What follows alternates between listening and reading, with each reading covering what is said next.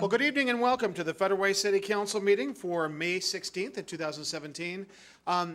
Somebody had a great idea to have our young people that are here today lead us in the Pledge of Allegiance. So would you please rise, and we'll have these young folks lead us in the Pledge of Allegiance.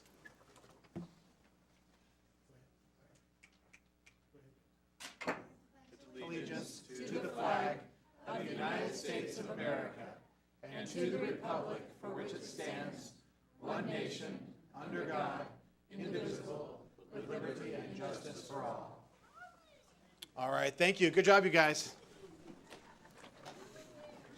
Okay. Well, it's great to see this many people here. It's always great to see a big audience here, and we've got some very important business to take care of. So we'll go ahead and get started with our presentations. We've got the Federal Way Municipal Court and Arts Commission, where we'll be presenting student art contest winners with Judge Dave Larson and Judge Rebecca Robertson, and Arts Commission Chair Dan Hershman. So, Your Honors and Commissioners? Well, Dan was not able to make it tonight, so I'm Dan. But anyway, good evening, Mayor Farrell, council members, and community members. My name is Vicki Chenoweth, and I'm the Vice Chair of the Federal Way Arts Commission. On behalf of the Arts Commission, I want to thank you for taking the time to celebrate art in the community. Before we begin, I'd like to recognize the art commissioners that are here tonight. If you could please stand. Well, they're all in the back standing already. Or wave. I'm honored to be here tonight to help recognize this year's student art winners of the Municipal Student Art Contest, which is sponsored by the Arts Commission and Federal Way Municipal Court judges. Both Judge Dave Larson and Judge Rebecca Robertson are the driving force behind the Municipal Court beautification project, and so the Arts Commission has helped run this contest for several years. This is quite a bit of student art hanging in the courthouse, which helps the Municipal Court be a friendlier place for families that come to visit it. And it's also in the courtroom, the entry room. Without further ado, I'd like to hand it off to Judge Dave Larson and Judge Rebecca Robertson to talk a little bit more about the artists and recognize this year's student art winners. Thank you. I'd like to thank the Arts Commission and the school district for promoting it this year. This year we have 79 entries, and 57 from the elementary schools, 11 from the middle school, and 11 from the high schools, which is a increase from previous years. And so it's excellent and an example of cooperation, and the amount of work that the Arts Commission had to put into judging these is extraordinary. So they deserve a lot of thanks. And we've had this now, I think it's our 9th year. And if you go down to the courthouse, and the courthouse is open to anybody, anytime, as long as we're open. And you can go through courtroom 2, courtroom 3, and the lobby have previous recipients' artwork still there. And this artwork will be displayed, the first place winners will be displayed just as you come in behind security, right, is the first thing you see when you come in. So it's quite a thing to have for our community. So winners are selected through the Arts Commission, and they receive cash awards. It's $25 for third place, $50 for second place, and $100 for first place in each level. This year the theme is What Liberty Means to Me. In addition to the monetary award, again, the students get to display their art in the courthouse, and for years to come, unless they want it back, then they can have it back. We don't own it; it's on loan. And at this time, I'm going to recognize. I know we got a full agenda tonight, so I'm going to recognize the recipients of. And some of the folks may not be here tonight, but in elementary school, the third place winner was Jaden Savagan. Jaden Savagan. Swenhogan. Jaden. He's not here? He's home recovering from a kidney transplant. Oh. Kidney. Hey, how you doing?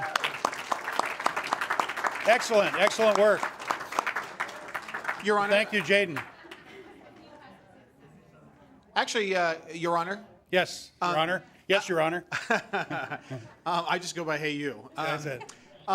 Can you actually, I'm not sure the people maybe watching at home could have actually heard that a news or that about Jaden. Could you please? Sir, it was noted that Jaden, if he's on Skype, is it Skype or, I don't want to, FaceTime, don't want to get the wrong one. And he's had a kidney transplant, so it's amazing. So it's, he's here watching us, and it's great. Thanks. Thank you. And is this? Now, the second place winner, and hopefully it's got a family kind of a deal here, Riley Svenhagen. Riley Svenhagen. Riley, good job, Riley. And our first place recipient this year was Alea Sparrow, a third grader at Star Lake. Alea? Right there. Alea, right there, Judge. Either I'm too tall, so I was looking right over the top of you. Excellent work. And the Svenhagens are from Sherwood Forest. So for the middle schools, third place recipient is Mackenzie Woodrow Gibson, a sixth grader at Illahee Middle School.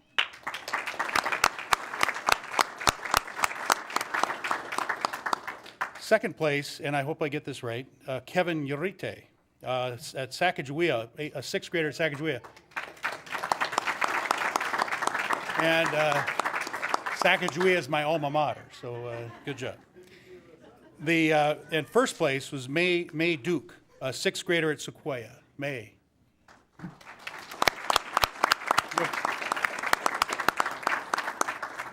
Now we're going to move to the high school. So third place was Dominique Tung. Dominique, are you here? Okay. 10th grader at Todd Beamer High School. Second place is Jameer Jackson, an 11th grader at Fedway High School. Again, my alma mater. So Jameer here? Nope. And first place is Serena Kim, an 11th grader at Decatur High School. So we had none of our high school recipients, but this year it was, the winners were just excellent artwork, and every year it's good. This year is especially good. So thank you very much, and join me in congratulating them all.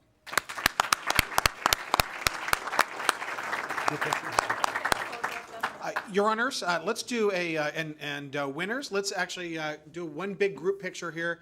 Steve, would you like us to come on the other side, or would you want us to stand up here while we have them? Okay, so council, we'll stand up in the back. You guys come all this way. And just do what Steve tells you to do.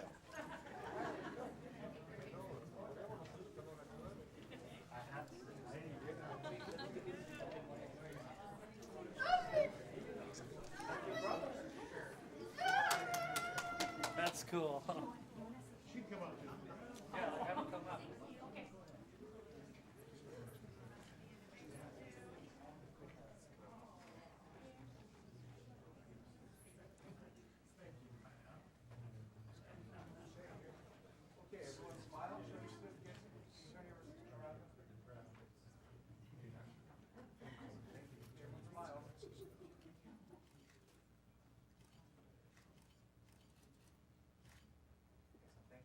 All right, great job, you guys. Congratulations, and thank you.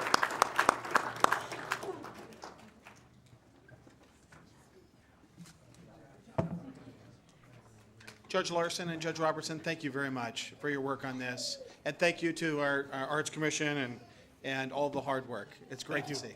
Thank you for having us. Thank you very much.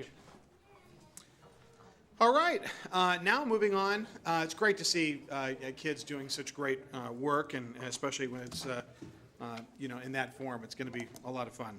All right, item B, certificates of appointment. First, we'll do the Lodging Tax Advisory Committee. Deputy Mayor Burbidge. Thank you very much. We voted to appoint Ryan Miller to return to the Lodging Tax Advisory Committee. We're very pleased that he's able to serve again. However, he's not able to be here this evening to accept the certificate, so we will be asking the city clerk to provide it for him by mail. So, thank you very much. All right, thank you. All right, now moving on to Parks and Recreation Commission. Councilmember Kopang. Thank you, Mayor. We would like to invite David Wilson and Anthony Murrieta to meet me at the podium. And then also wanted to recognize Michael Cansmith and Steve Payne, who cannot be here tonight, but also were appointed to the Parks and Recreation Commission.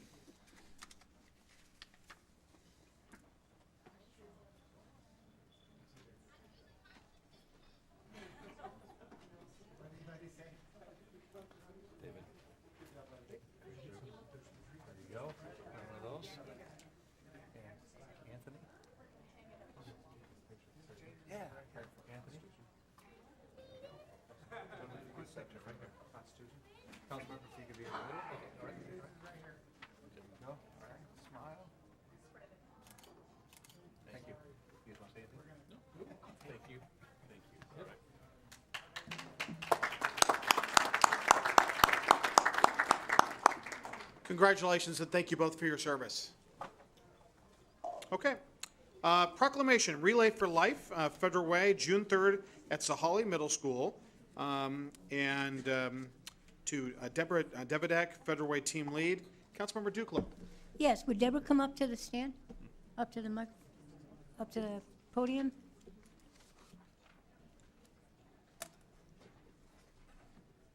Is she here? Yes, she's coming. Okay. I'm going to read the proclamation from here, and then I'll present the official one, and you'll say a few words. Whereas the disease known as cancer kills millions of victims every year, including families, friends, neighbors, loved ones, spouses, parents, and children, and we have all been affected by this killer and know someone who is battling cancer. And whereas the American Cancer Society Relay for Life Cancer Walk fundraiser is a life-changing event that gives everyone in the communities across the globe a chance to celebrate the lives of people who have battled cancer, to remember loved ones lost, and to fight back against this dreaded disease. And whereas every year over 3.5 million people in over 5,000 communities in the United States, as well as 20 other countries, gather to take part in this phenomenal event to raise awareness and funds to save lives from cancer. And whereas the American Cancer Society is leading the fight to create a world with less cancer and many more survivors, and whereas our Federal Way community is conducting the annual Relay for Life Walk fundraiser to help find a cure for cancer, and whereas 30 teams and over 100 participants are expected to take part in the Relay for Life event on Saturday, June 3rd at Saghalie Middle School and Federal Way. Now, therefore, we, the undersigned mayor and City Council of the City of Federal Way, do hereby proclaim June 3rd, 2017 as Relay for Life Day in the City of Federal Way, signed the 16th day of May 2017. And as my fourth year free of cancer, I am very proud to present this to you.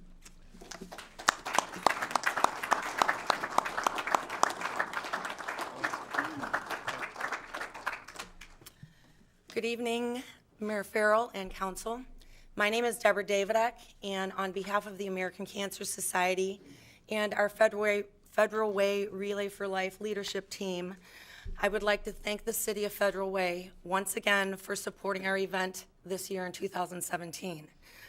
I believe the event has been a part of this community for the last 17 years, and I know personally my family has been participating in this event for the last 10. 10 years ago, when we started participating, my family had 6 members that were fighting and battling. And in 2011 and 2012, we lost 5 of them. And so our lone survivor is my husband, Jim.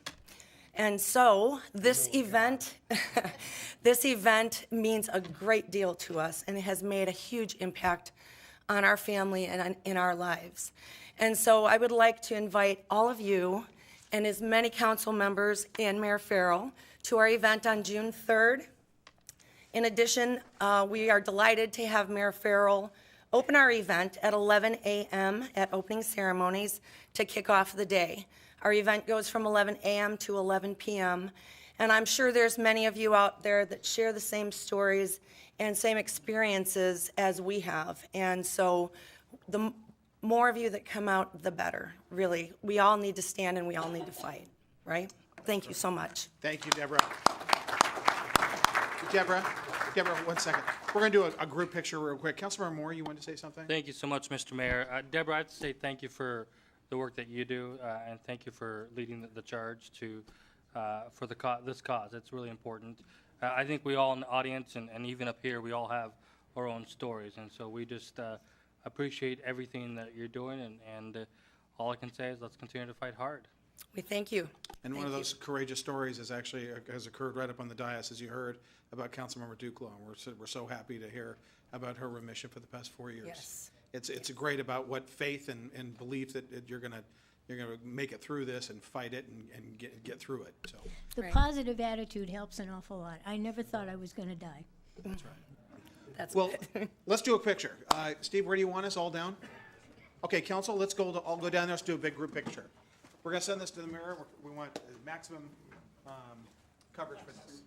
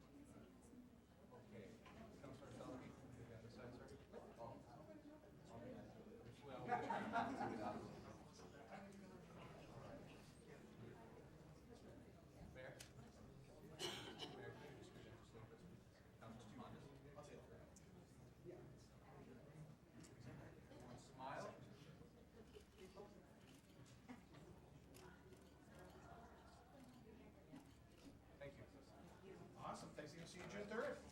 All right, let's give a big round of applause. June 3rd.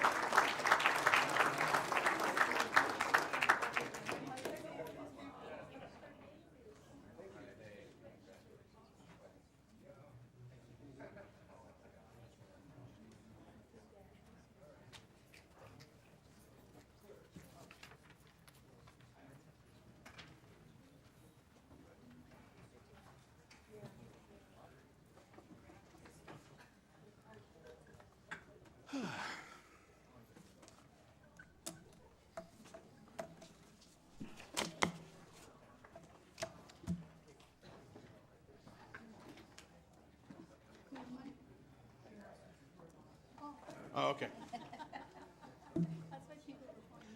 Yeah, they're always getting them confused. Exactly. They had the name tags switched up. So we're saying these two were always getting confused. All right.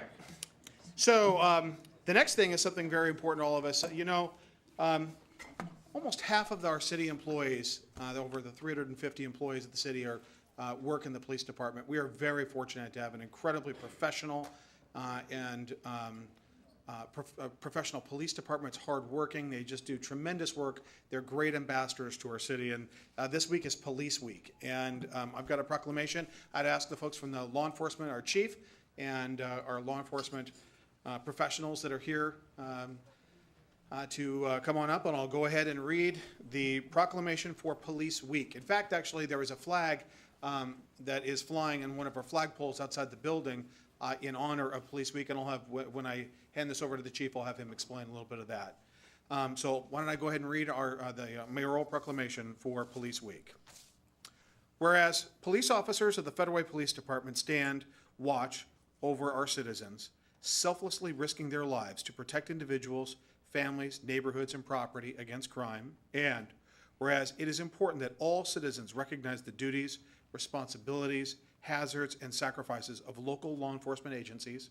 And whereas the City of Federal Way appreciates the commitment of our award-winning police department and honors all those law enforcement officers who, through their courageous deeds, have made the ultimate sacrifice in service to their community, state, and country, or have become disabled in the performance of duty.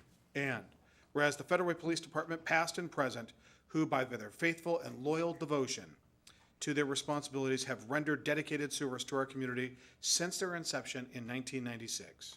Now therefore I, the undersigned mayor of the City of Federal Way, do hereby proclaim May 14th through 20th, 2017 as Police Week in the City of Federal Way, and hereby publicly salute the service of law enforcement officers in our community and encourage residents and businesses to say a simple thank you when they see one of our outstanding police officers. Signed this 16th day of May, 2017. Thank you.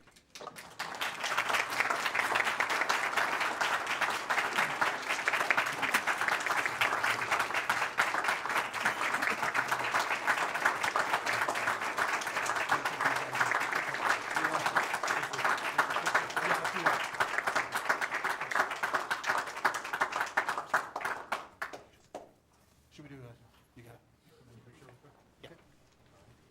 Yeah. Yes, sir. Okay.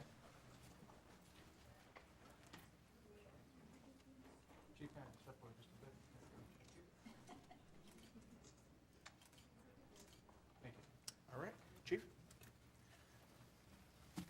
Mayor, thank you very much for this proclamation. This level of support from our policy group and our citizens, very much appreciated by the men and women of the Federal Way Police Department. In our 20-year history, we've lost 2 officers in the line of duty. We lost Officer Patrick Marr in 2003, and in 2010, we lost Officer Brian Walsh. In America, on average, every other day, a police officer is killed in the line of duty. Last year, 135 officers gave their life, gave the ultimate sacrifice, and I think it's very important that officers certainly have a difficult and challenging and dangerous job, and I think it's very important that we never forget the sacrifice that men and women have made to keep our community safe in this country. So thank you very much for this recognition.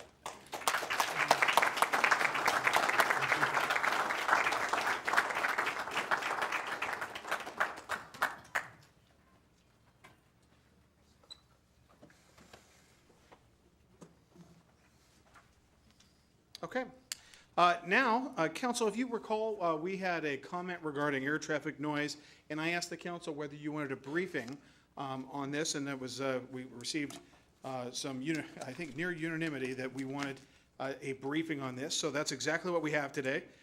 We've got representatives from Quiet Skies Coalition Incorporated, Larry Cripe, Steve Edmiston from Quiet Skies Puget Sound, and John Reesing from our own Federal Way Mayor's Quiet and Healthy Skies Task Force that we've just recently formed. So why don't we go just in order here?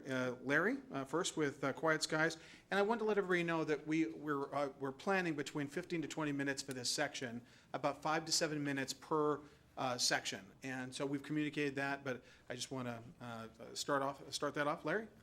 Mayor Farrell, thank you very much for the invite and for the opportunity to come down here and address the Quiet Skies. And before I get started, I'd like anyone who is here concerned about the Quiet Skies to please stand up and recognize.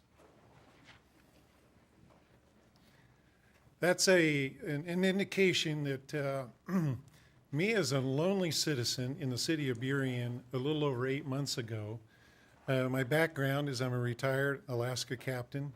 I got 35 years of aviation experience, over 27,000 hours of flying time.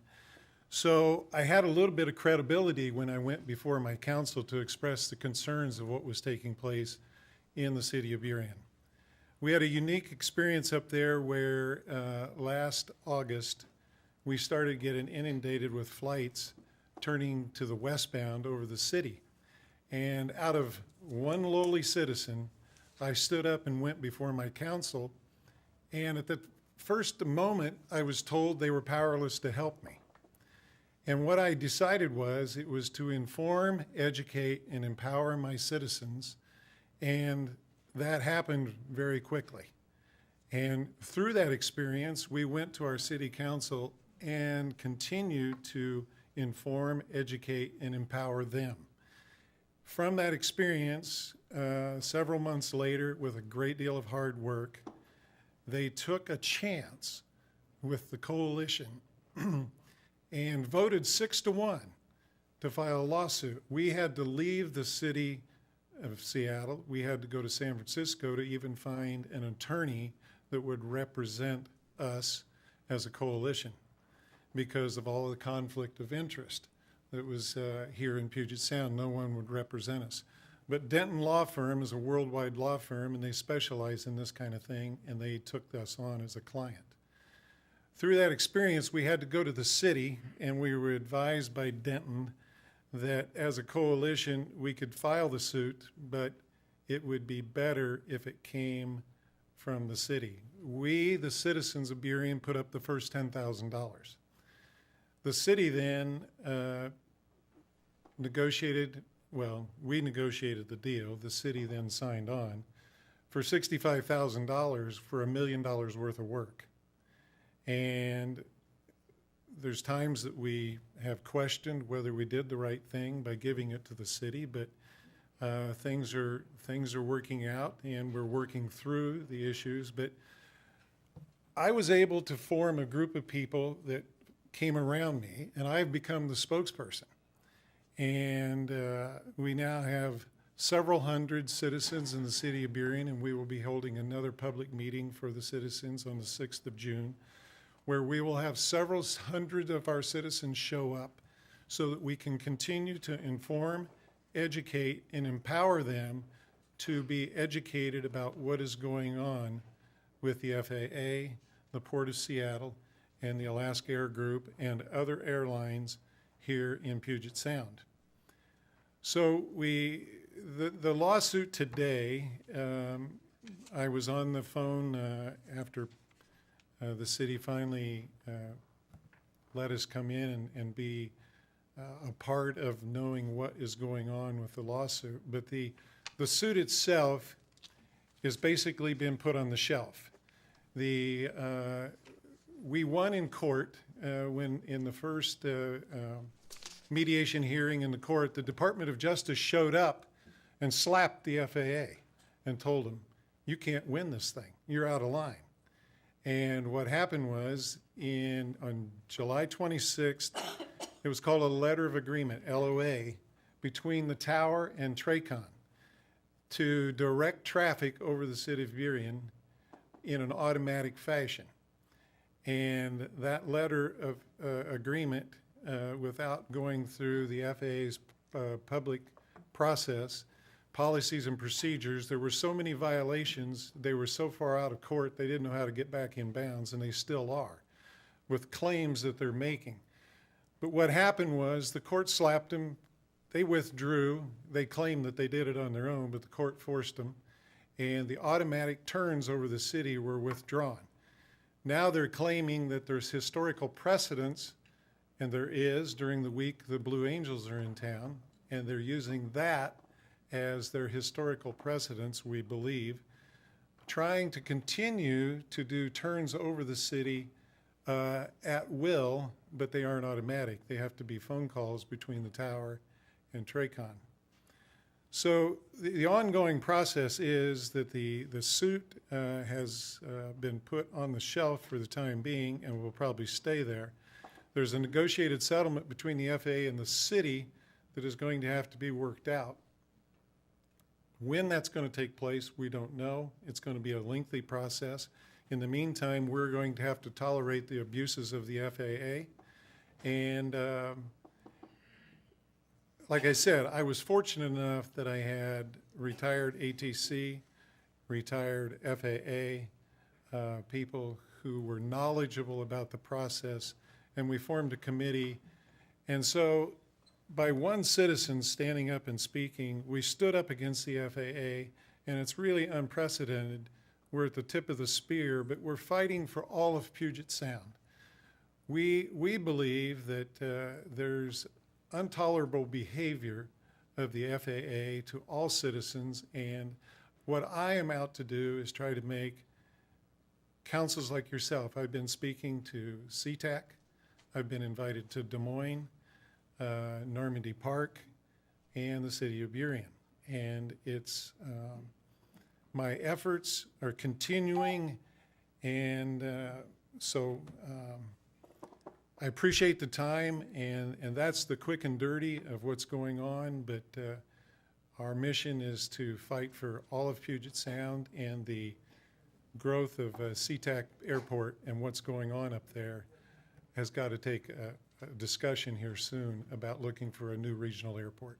All right, thank you, Larry. You're welcome.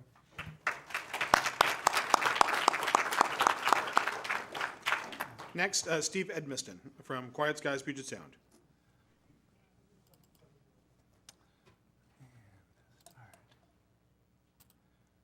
There we go.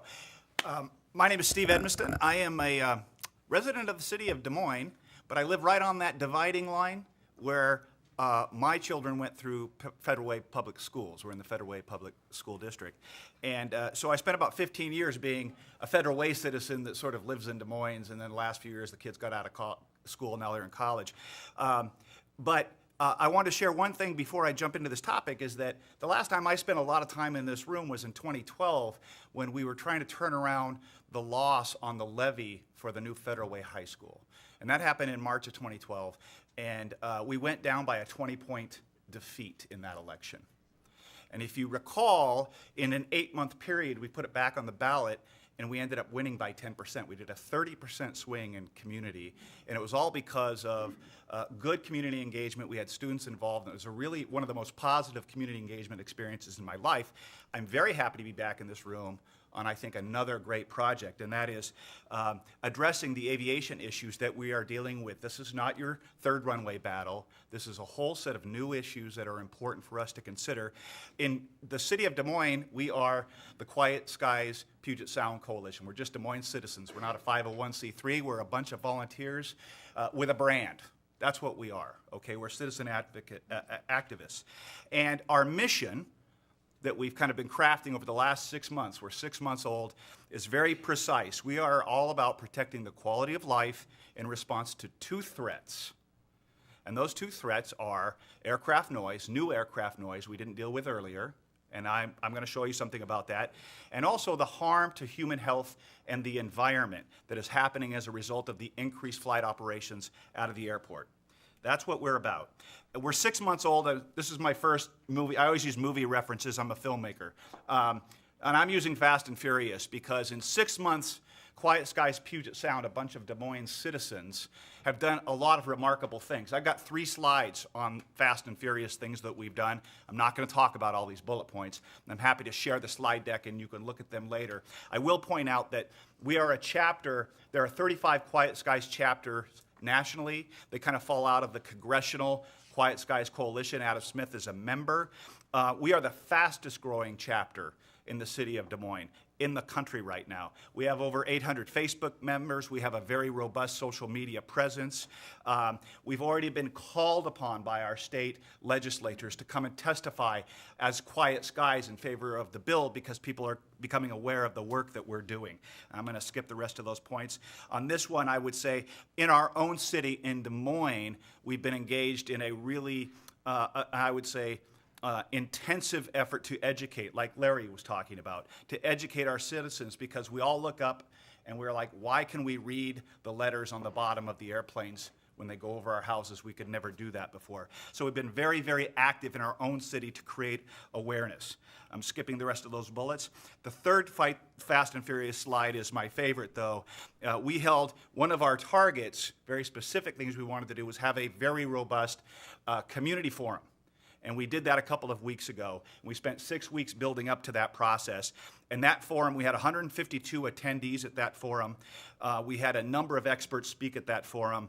We had 2,000 Facebook Live viewers that we were able to measure watching the forum that did not attend. I would assume most of them from our area, but we know for a fact we were being watched by Quiet Skies chapters around the country because they, when they see that we're growing so fast, want to know what's in the water here, what are we doing, how are we growing so fast. It was recorded by Puget Sound Access. It'll be streamed to 6 of our neighborhood cities that are affected by the flight path. We've got lots of good local coverage. What we're going to be doing, our next event is going to be a candidate forum after the ballots drop during the primaries where we bring folks in from the port that are running for port seats as well as our own city Des Moines seats. So we've been very, very active. I have a big long talk. I want to touch on 2 things briefly, and that is the front end of the talk that I give on this subject. How bad is it and how bad will it get? Okay, that's all I'm going to talk about tonight, and we'll have a long talk later. And when we talk about how bad is it, I think we all sort of say, are we crazy? Has it always been this bad and people have been talking about it, so now I'm hearing it and I'm making it up in my head, right? Are we really experiencing more planes, lower planes, louder planes, planes on different flight paths, planes coming in later at night, planes coming earlier in the morning? Is that really happening? And the answer is unequivocally, on a metric basis, yes, you are not crazy. In the last 3 years, we've had nearly 10% year-on-year growth out of CTAC, and they are operating on something I'm not going to talk about next gen, which is bringing them in lower and louder by design. Now, here's the stat from the Port of Seattle. So I'm not making this up. This was 2 weeks ago at the Port of Seattle's own briefing to their own council. They are telling you you are getting 260 more airplanes, jet airplanes, over your house every day than you got 3 years ago. Not 260 gross. That's net. You already had 300 some planes coming. You're now getting an extra 260 every day as a result of this planned growth. So you are not crazy. Now, is it hazardous? Is it dangerous? This is the Environmental Protection Agency's EJ Screen study. And what this is a mapping tool where the EPA collects all of its data, puts it in a database, and allows any citizen to go online, put a pin in a location, find out in that square mile, where do you measure as a percentile in terms of your risk of health issues as a result of where you live. And they include the National Air Toxics Study, which is basically helping us understand what airports are doing to us. I put a pin, which is why I cleverly started off with Federal Way High School. I put a pin in Federal Way High School before I came here tonight so that I could share what is the risk of going to school at Federal Way High School based on EPA data. And the EPA data tells us that the risk is you're in the 80th to 90th percentile for risk of cancer in your lifetime in the United States if you go to Federal Way High School. And you are in the 95th to the 100th percentile of risk of respiratory hazards in your lifetime if you go to Federal Way High School. And that is because you're in the flight path. The science is in on this, okay? We already know those risks. Okay, is it going to get worse? Can I have 30 more seconds? You have 1 more minute. 1 more minute. I can finish in 1 minute. Is it going to get worse? This we fly through. How bad will it get? The Port of Seattle just dropped their Century Plan. This is the cover to the nice, giant, slick document on the Century Plan. If you read the plan, what you will find out is we are going to triple in the next 5 years air cargo flying in and out of SeaTac. We are going to double all international flight volume going in and out of SeaTac. This is more. This is beyond the 260 you already have. We are going to decide that we don't need a regional airport at all. SeaTac would like to handle the region's airport needs for the next 25 years. They want to lift that regional airport wherever we might have put it, and they want to drop it right back on top of SeaTac. Okay? That's in the plan. Here's what's not in the plan. What's not in the plan is anything about dealing with the noise, the impacts to human health, or anything about dealing with the surrounding communities. There's nothing in there about sustaining human species. There are information about salmon and trees, but nothing about human beings. So I would argue you're not crazy. There are more planes. The science is in. It is bad for you. There will never be a test that says you should have coffee in the morning and airplane noise and you'll live longer. That test is not going to happen, okay? We are not alone. All of this led to our mission at Quiet Skies Puget Sound. We see 2 threats and we have to figure out a way to address them. We look forward to helping Federal Way and the new task force any way we can. Thanks for giving me an extra minute. I appreciate it. Thanks, Steve. Yeah. Great job.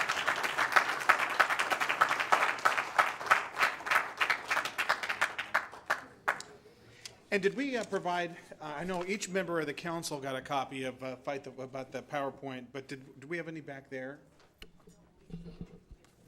Yeah, if anybody wants to get a copy of these, are these going to be available on our website for people to? Let's talk about that. Make sure that we can get these on the website. That where people all they have to do is go and they can click down on this and get this information because it's got all kinds of backdrop. All right, and Mr. now. Mayor, may I just make one comment? Yes, Deanie, I just Councilmember wanna- Duclos. I've told this to John, my neighbor, but one night I was sitting down to dinner, and a plane went over. It was so low, my whole dining room table shook. So, and Thank you. All right, John Reesing, Federal Way, Mayor's Quiet and Healthy Skies Task Force. And our new, John is our new chair of that task force. John? Thank you, Mayor and council members. Excuse me for the frog in my throat here. Just seemed to have developed in the last hour. We first should start, I guess, with the people on our task force. We have skills that range quite widely: attorney, CPA, engineer, municipal government, including municipal government with an airport of major size. But I also want to ask the council for help here this evening, because we would like to add some more folks to our task force. The mayor would be a good contact point. We're looking for, an airline pilot, somebody with FAA experience, as Larry alluded to his group having, marketing and social technology kind of experience, because the mayor has charged us with outreach activity, and the National Environmental Policy Act compliance, because that seems to be a really key element of what Larry's Burien litigation about, and we need to understand that. So why are we formed?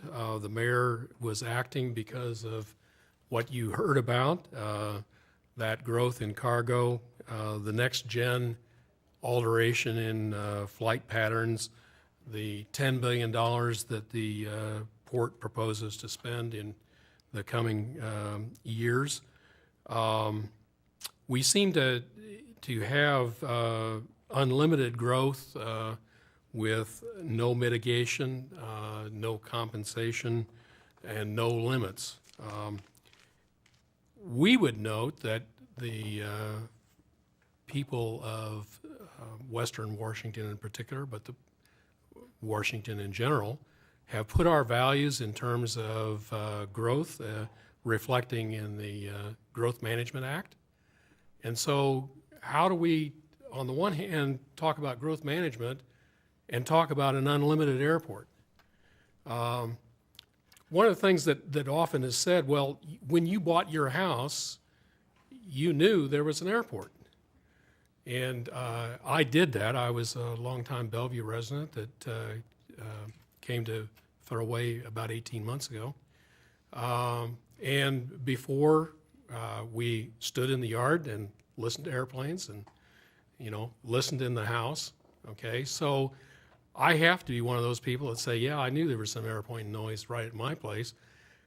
I didn't catch a C-17 coming in at 1,500 feet out of McCord in that experience, and I certainly didn't understand that I had to face the future unlimited growth of SeaTac in my thinking of that. So what has the mayor asked us to do? Well, one is to deliver a report by December 15th of this year. That is going to be very challenging. It's not only SeaTac, it's also McCord, as I just expressed. If you haven't already seen a copy of his charge letter to us, I am sure that he'd be happy to share it with you. And I'd like to ask each of you to think about what it is we're doing. If we're missing something we should be looking at, please call that to our attention. And I certainly am available for any kind of interaction with any of the council members that would like to know more or express anything to us. I think that we'll be having regular meetings, and we'll be having some particular topics at those meetings that we'll be seeking information from particular experts. And so, council members would be welcome to come sit in on anything that is of interest to you. We're going to be looking at really three different time frames. One is the intermediate kind of thing. What can we do about FAA's next-gen flight patterns that have made the problem considerably worse? At the Port of Seattle presentation that was made an astonishing statement was made to the port commissioners.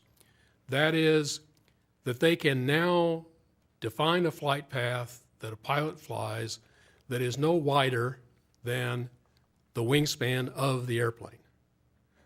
If you're so fortunate to be underneath one of those channels, your life is getting much worse. So what are some examples of the charges in my last minute and 30 seconds? Well, noise obviously is one item. What's the proper measurement? I think all of us on the task force already are of the belief that the FAA's day-night limit, DNL, 65 decibel measurement, is an average. None of us experience averages in life. You know, I can have my feet in ice water and my head in a steam bath, and on average, I feel just great. One of our members recently was woken up at night by a plane, followed a minute and a half later by a second plane. The Port of Seattle reporting station nearest to his home reported 83 decibels for that 2 a.m. event. All right? Health. It's already been referred to in the Quiet Skies discussion. We'll be looking into that some more. Litigation and legislation around the country are things that we're going to be looking into, monitoring, trying to understand, and being able to convey to the mayor and the council what it is that we're seeing there. We are charged to understand what the other affected cities in the area are doing, and specifically the mayor asked us to consider whether there should be some kind of organization that come out of cities. So I wouldn't be surprised we'll be talking about that in the fall. Outreach, I mentioned that earlier. Businesses, residents, we're going to be careful of what we do in trying to make sure we stick to primary sources and not secondary sources and not urban legends. So that's kind of a promise that we make to the mayor and to you, all of you.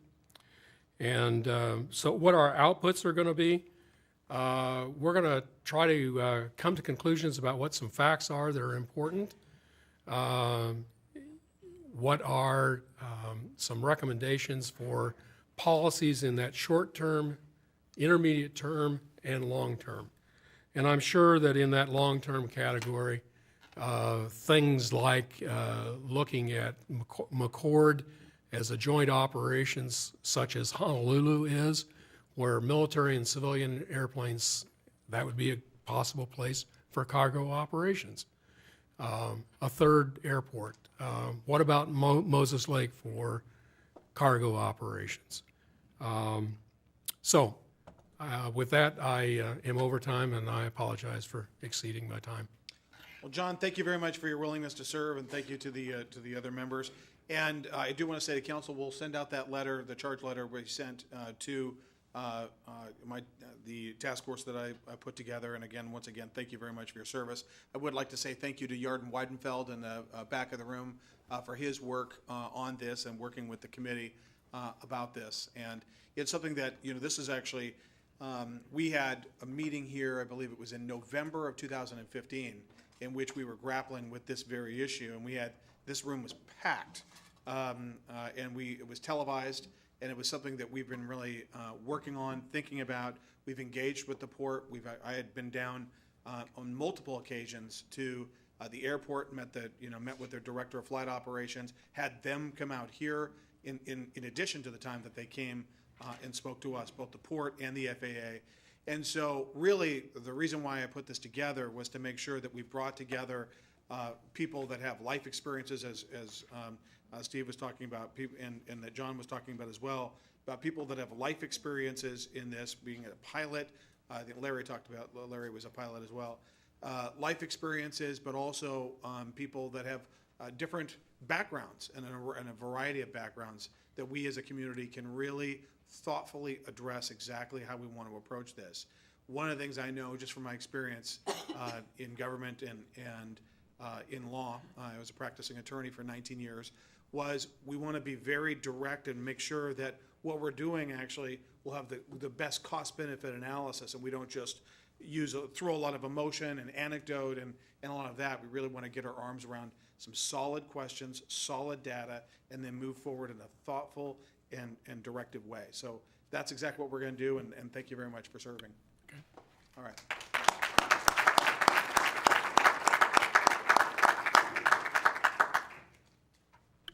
Councilmember Honda? Thank you. When you send the letter, could you also send who is on the task force? Yes.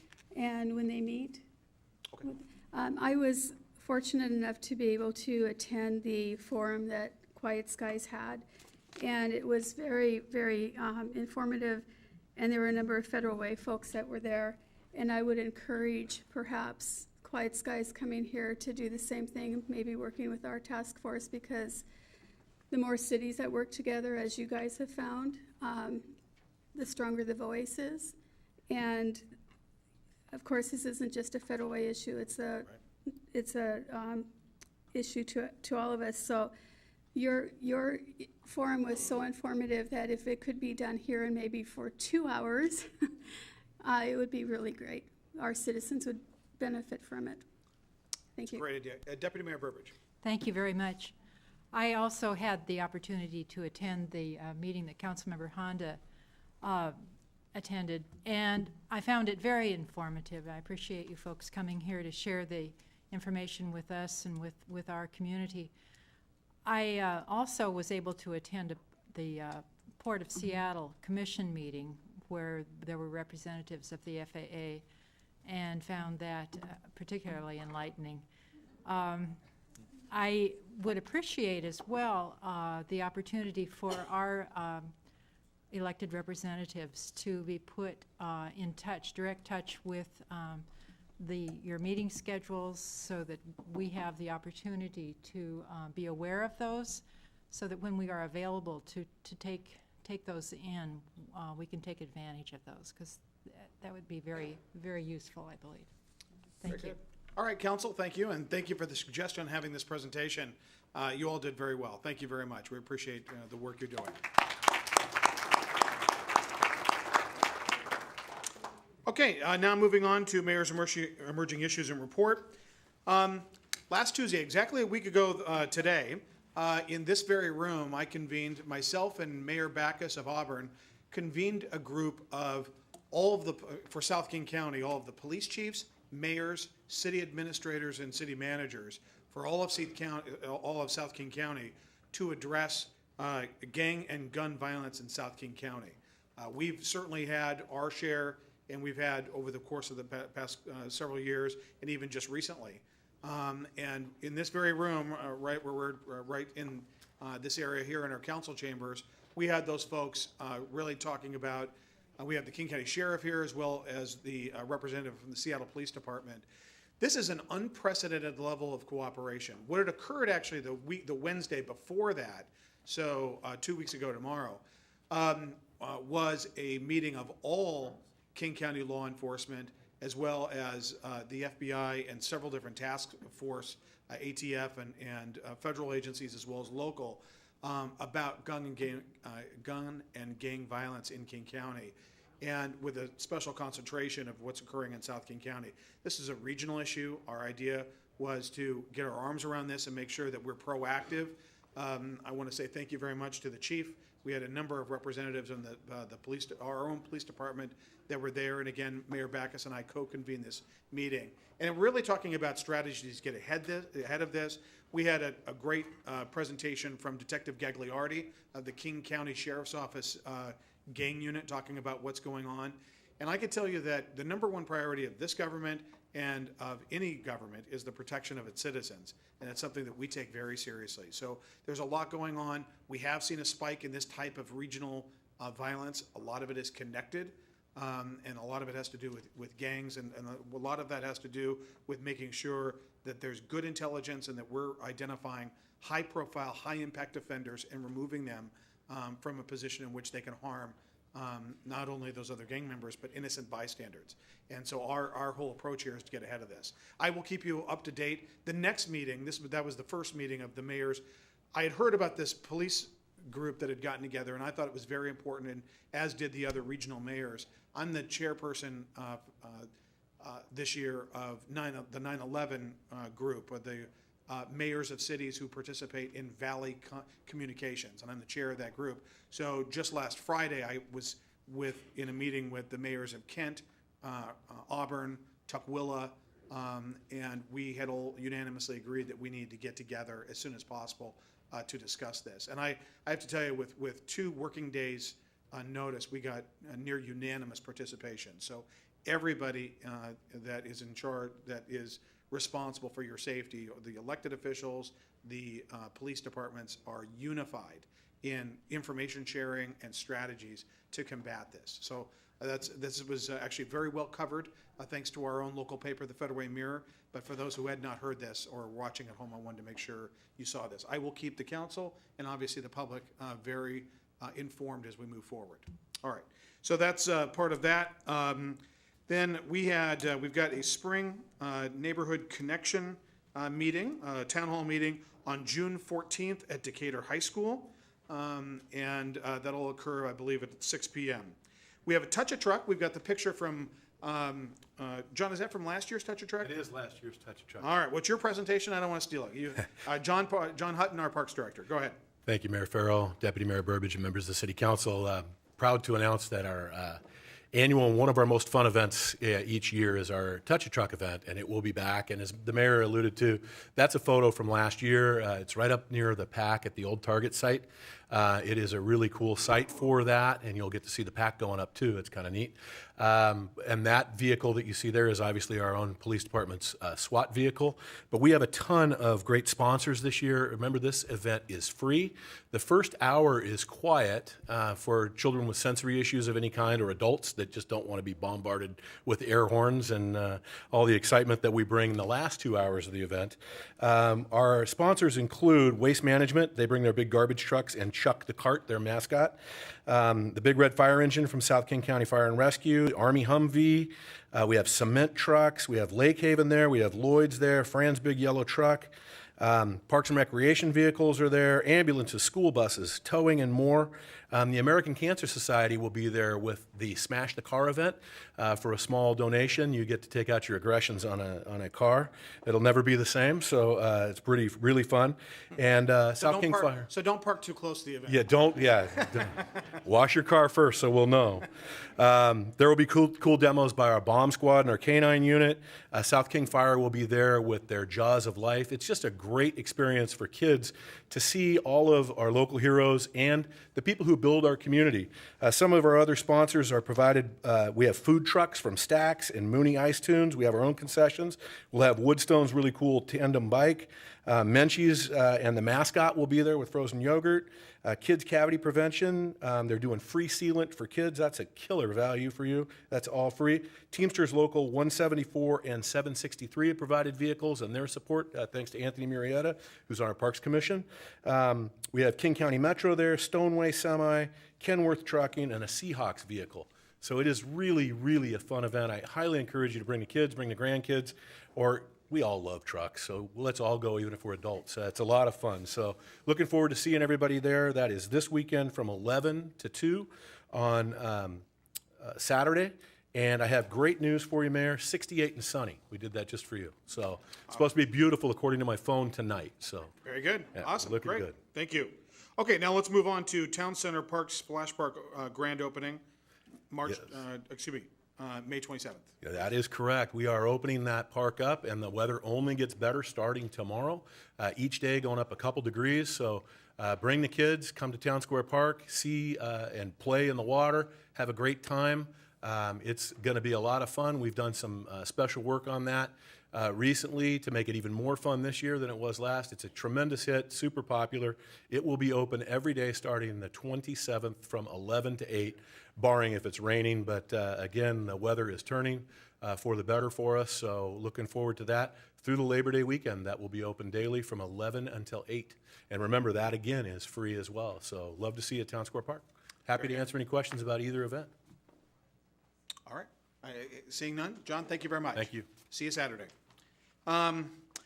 Okay, then in regard to community events, last Saturday we had the Federal Way Farmers Market grand opening. Boy, it was just a lot of fun. It was just, I want to thank my senior advisor, Steve McNay, who was the MC of that event. It was great to get that off and running. They've got great fresh vegetables, flowers. Stop by, and now it's open until the fall. Farmers Market right there in the Sears parking lot on the west side.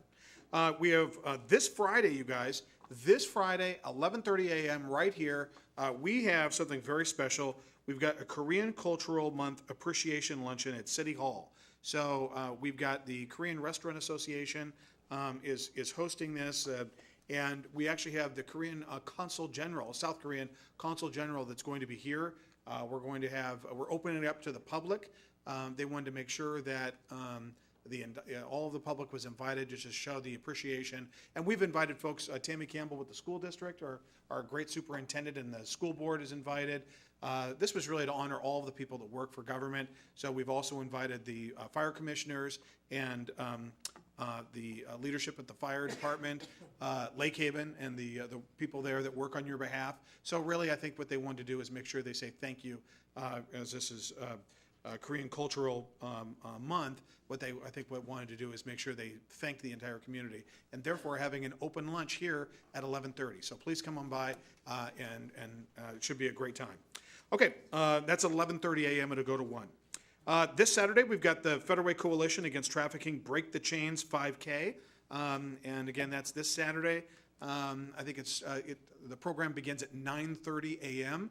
And we're so fortunate in this community to have such a vibrant anti-trafficking organization that is really doing great things in this community. Let's see, Blue Poppy Day, May 20th. And that's over on the IRG campus. And that'll be going on for much of the afternoon this Saturday. So a lot going on.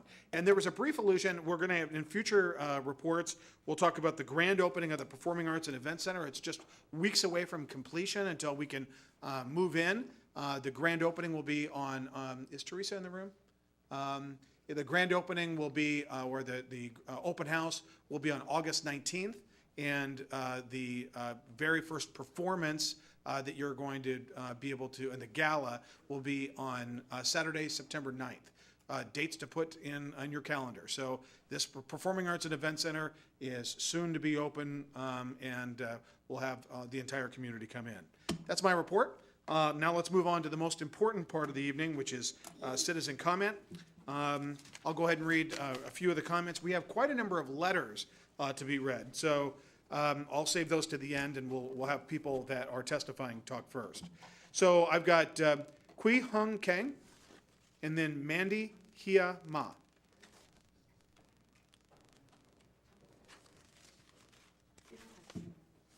And then Tashana Nash.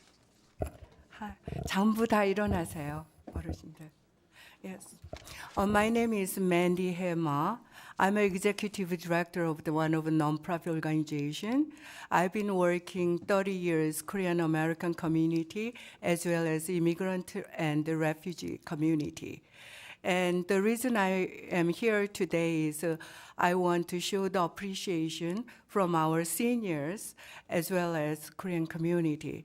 Because last 12 years, MSM got the grant from the city of Seattle, federal funding for the low-income senior comprehensive meal program. And then also City of Federal Way provide the location for the community center. So we had a very good, excellent program. We could provide a service to the not only Korean seniors as well as mainstream, also other ethnic seniors who wanted to come join Korean food. So there was very, very good support from the City of Federal Way. So we want to show the appreciation. And then next grant, we are also preparing. So continuously, we are expecting serve our community as a whole. Also, we are expecting City of Federal Way's support. So we have seniors, Mr. Park, who used to be a Evergreen Senior Club, the president, and then also they are most like more than 25 years members of those group. And then they all appreciated the city. Also, we have a support from this is kind of a sudden event. I wanted to appreciate the city mayor and council members. Also, she is one of the vice president for a long time, seniors. So she want to show the express. So that's why. Thank you. Thank you very much. We got the grant to last 12 years, about $720,000 from the federal government through City of Seattle. Also, when we City of Federal Way, about annually the using the space was $600,000 together about that calculation. So thank you very much for that support. Thank you.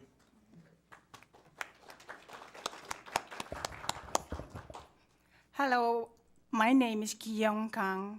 I am from Evergreen Senior Club.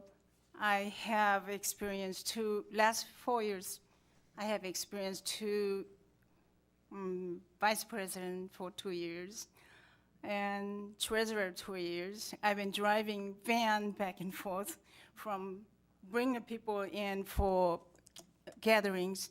I'm here to speak from Evergreen Senior Club. Appreciate that having us use the Senior Federal Way Community Center twice a week. We haven't had a chance to really appreciate what is availability was always there, kitchen and all the activities that our senior citizens had was used. I did have an issue that I would like to bring, and it's going to be later time. I don't think it's the right time for bringing up right now. For now, I would really like to appreciate for supporting Evergreen Senior Club for Federal Way have been spent, a lot of time and energy for us too. And Evergreen is 34 years of organization. So we have about 180 members. I'm the member, and then I was volunteer supporter, whatever. I just need to speak to you that we really appreciate what you all done for us. Thank you. Thank you very much. Tashana Nash, and then Richard Pearson. Good evening. My name is Tashana Nash. My husband Darren and I are 14-year residents of Federal Way, and I'm serving on the board of Save Weyerhaeuser Campus. Tonight, I am speaking as the mother of the 3 daughters we are raising in the North Lake neighborhood, the residential area adjacent to the former Weyerhaeuser campus. First, I want to say thank you to the Puget Sound Business Journal for the article they published on the property last Friday, May 12th. Mark Stiles, the author of the piece, describes the building as one of the most beautiful office buildings and striking campuses on the West Coast. And James Walker, a senior associate for Collins Werman, the Seattle architecture firm consulting with IRG, says it is one of the best examples anywhere of a building being built into the landscape. The article confirms IRG has pitched the building to top companies such as REI, F5 Networks, Blue Origin, Alaska Airlines, Microsoft, and Amazon. We are excited about the possibility of bringing a top caliber company to our community and appreciate IRG's efforts to find the right tenant for this award-winning building and one-of-a-kind campus. Those of us lucky enough to enjoy the property often can confidently say that any company who brings their business here will have healthier, happier, and more productive employees. The campus is a playground for your employees, your clients, and your customers, with over 7 miles of trails, open meadows, urban forests, and public access to North Lake. Work breaks and meetings can be spent walking, running, biking, kayaking, paddleboarding, or catching a fish. As we continue to work together with Forterra, IRG, the city, the county, and the state on the best possible use of this property, I hope we reevaluate the current proposal for Green Line Warehouse A. This latest project, proposed in place of the fish factory, is a 226,000 square foot general commodity warehouse with 30 semi-trailer truck stalls, 3 more than was proposed for the fish plant. Not only does this development seem like a deterrent to potential companies interested in the building and campus, the increased semi-truck traffic, noise and air pollution, and other environmental concerns will negatively impact Federal Way and neighboring communities. And on a personal note, we are extremely concerned about the semi-truck traffic on 33rd Place South. This is the road where our daughters wait for the school bus. And as confirmed by other communities near industrial zones, trucks cutting through side roads and parking overnight on residential streets is to be expected. Please keep this in mind when reviewing this warehouse proposal. And thank you for continuing to stand up for what is best for the long-term health of our city and our citizens. Thank you. Thank you, Deshauna. Richard Pearson and then Mark Green. Honorable Mayor, Deputy Mayor, council members, staff, ladies and gentlemen. It's great to be back into this beautiful city of Federal Way. I hope we will continue to see it enhanced as a tree city. Along those lines, I'm responding to a proposed March 29th Management Forest Buffer Management Plan agreement between Federal Way Campus LLC, Los Angeles, California, IEIRG, the current owners of the former Weyerhaeuser corporate headquarters site, and the City of Federal Way. As a retired certified forester credited by the Society of American Foresters, I worked in forestry with the Weyerhaeuser Company for 27 years, over a period of 37 years. I am very aware of what Weyerhaeuser considered a managed forest in the 1990s, when the annexation agreement between Weyerhaeuser and the city was adopted. Generally speaking, it was a management plan that involved planting fast-growing native conifer species, sometimes fertilization to increase growth and thinning of the forest to develop large trees at a rapid rate. Unfortunately, I see no reference to Weyerhaeuser forest management in the proposed agreement or recognition of such in the general maintenance plan. Critical data for development of a managed forest plan needs to include an inventory of the age, diameter, and heights of the trees and the existing number of trees per acre, which are absent from the agreement and need to be answered before a managed forest buffer is implemented on the site. Unfortunately, the proposed management agreement was prepared exclusively by a tree arborist and not a forest manager, which was addressed in comments we made on the original preferred freezer application last fall. I believe that there is a role for a tree arborist in this project because of the issues of wind impact on tree blowdown, but an experienced forestry graduate from an accredited Society of American Forestry University as the University of Washington or Washington State University is needed if the managed forest buffer is going to be regulated to the letter intent of the law specified in the 1994 annexation agreement. Also, a forester who representing an organization with a permanency would be desirable, as it takes a long time to grow a tree. I urge the city to not adopt the proposed maintenance management plan until the above raised questions are answered. A tree management plan developed by an arborist is different than a forest management plan developed by a forester.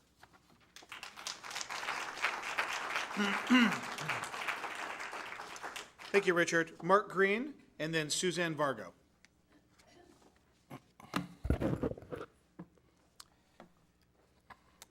At a time when extreme globalists are being elected to Congress through a combination of big business and radical left money, and our nation's values are being undermined by unelected globalism, unfettered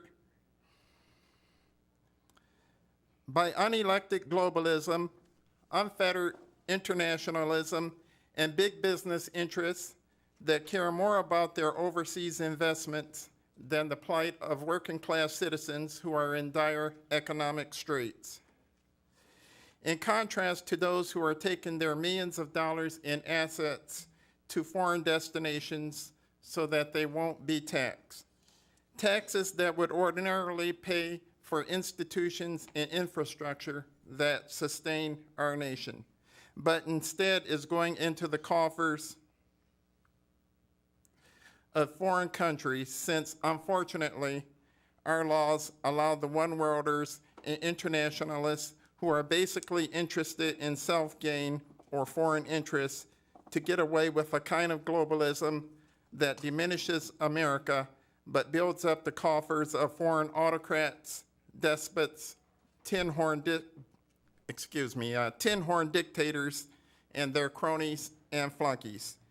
Once again, at this critical juncture, as many times before in our history, patriotism and duty must play major roles in how we guide ourselves in crisis before globalism and misguided one-world ideology devours our Constitution and our nation along with it. Next time, I'm just using paper instead of one of these devices. Thank you. Thank you, Mark. Suzanne Fargo.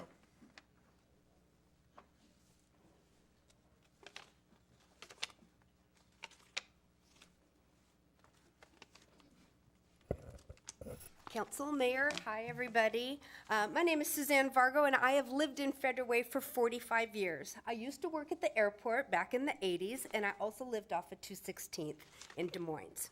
After several years of being at the airport, I got really, really sick.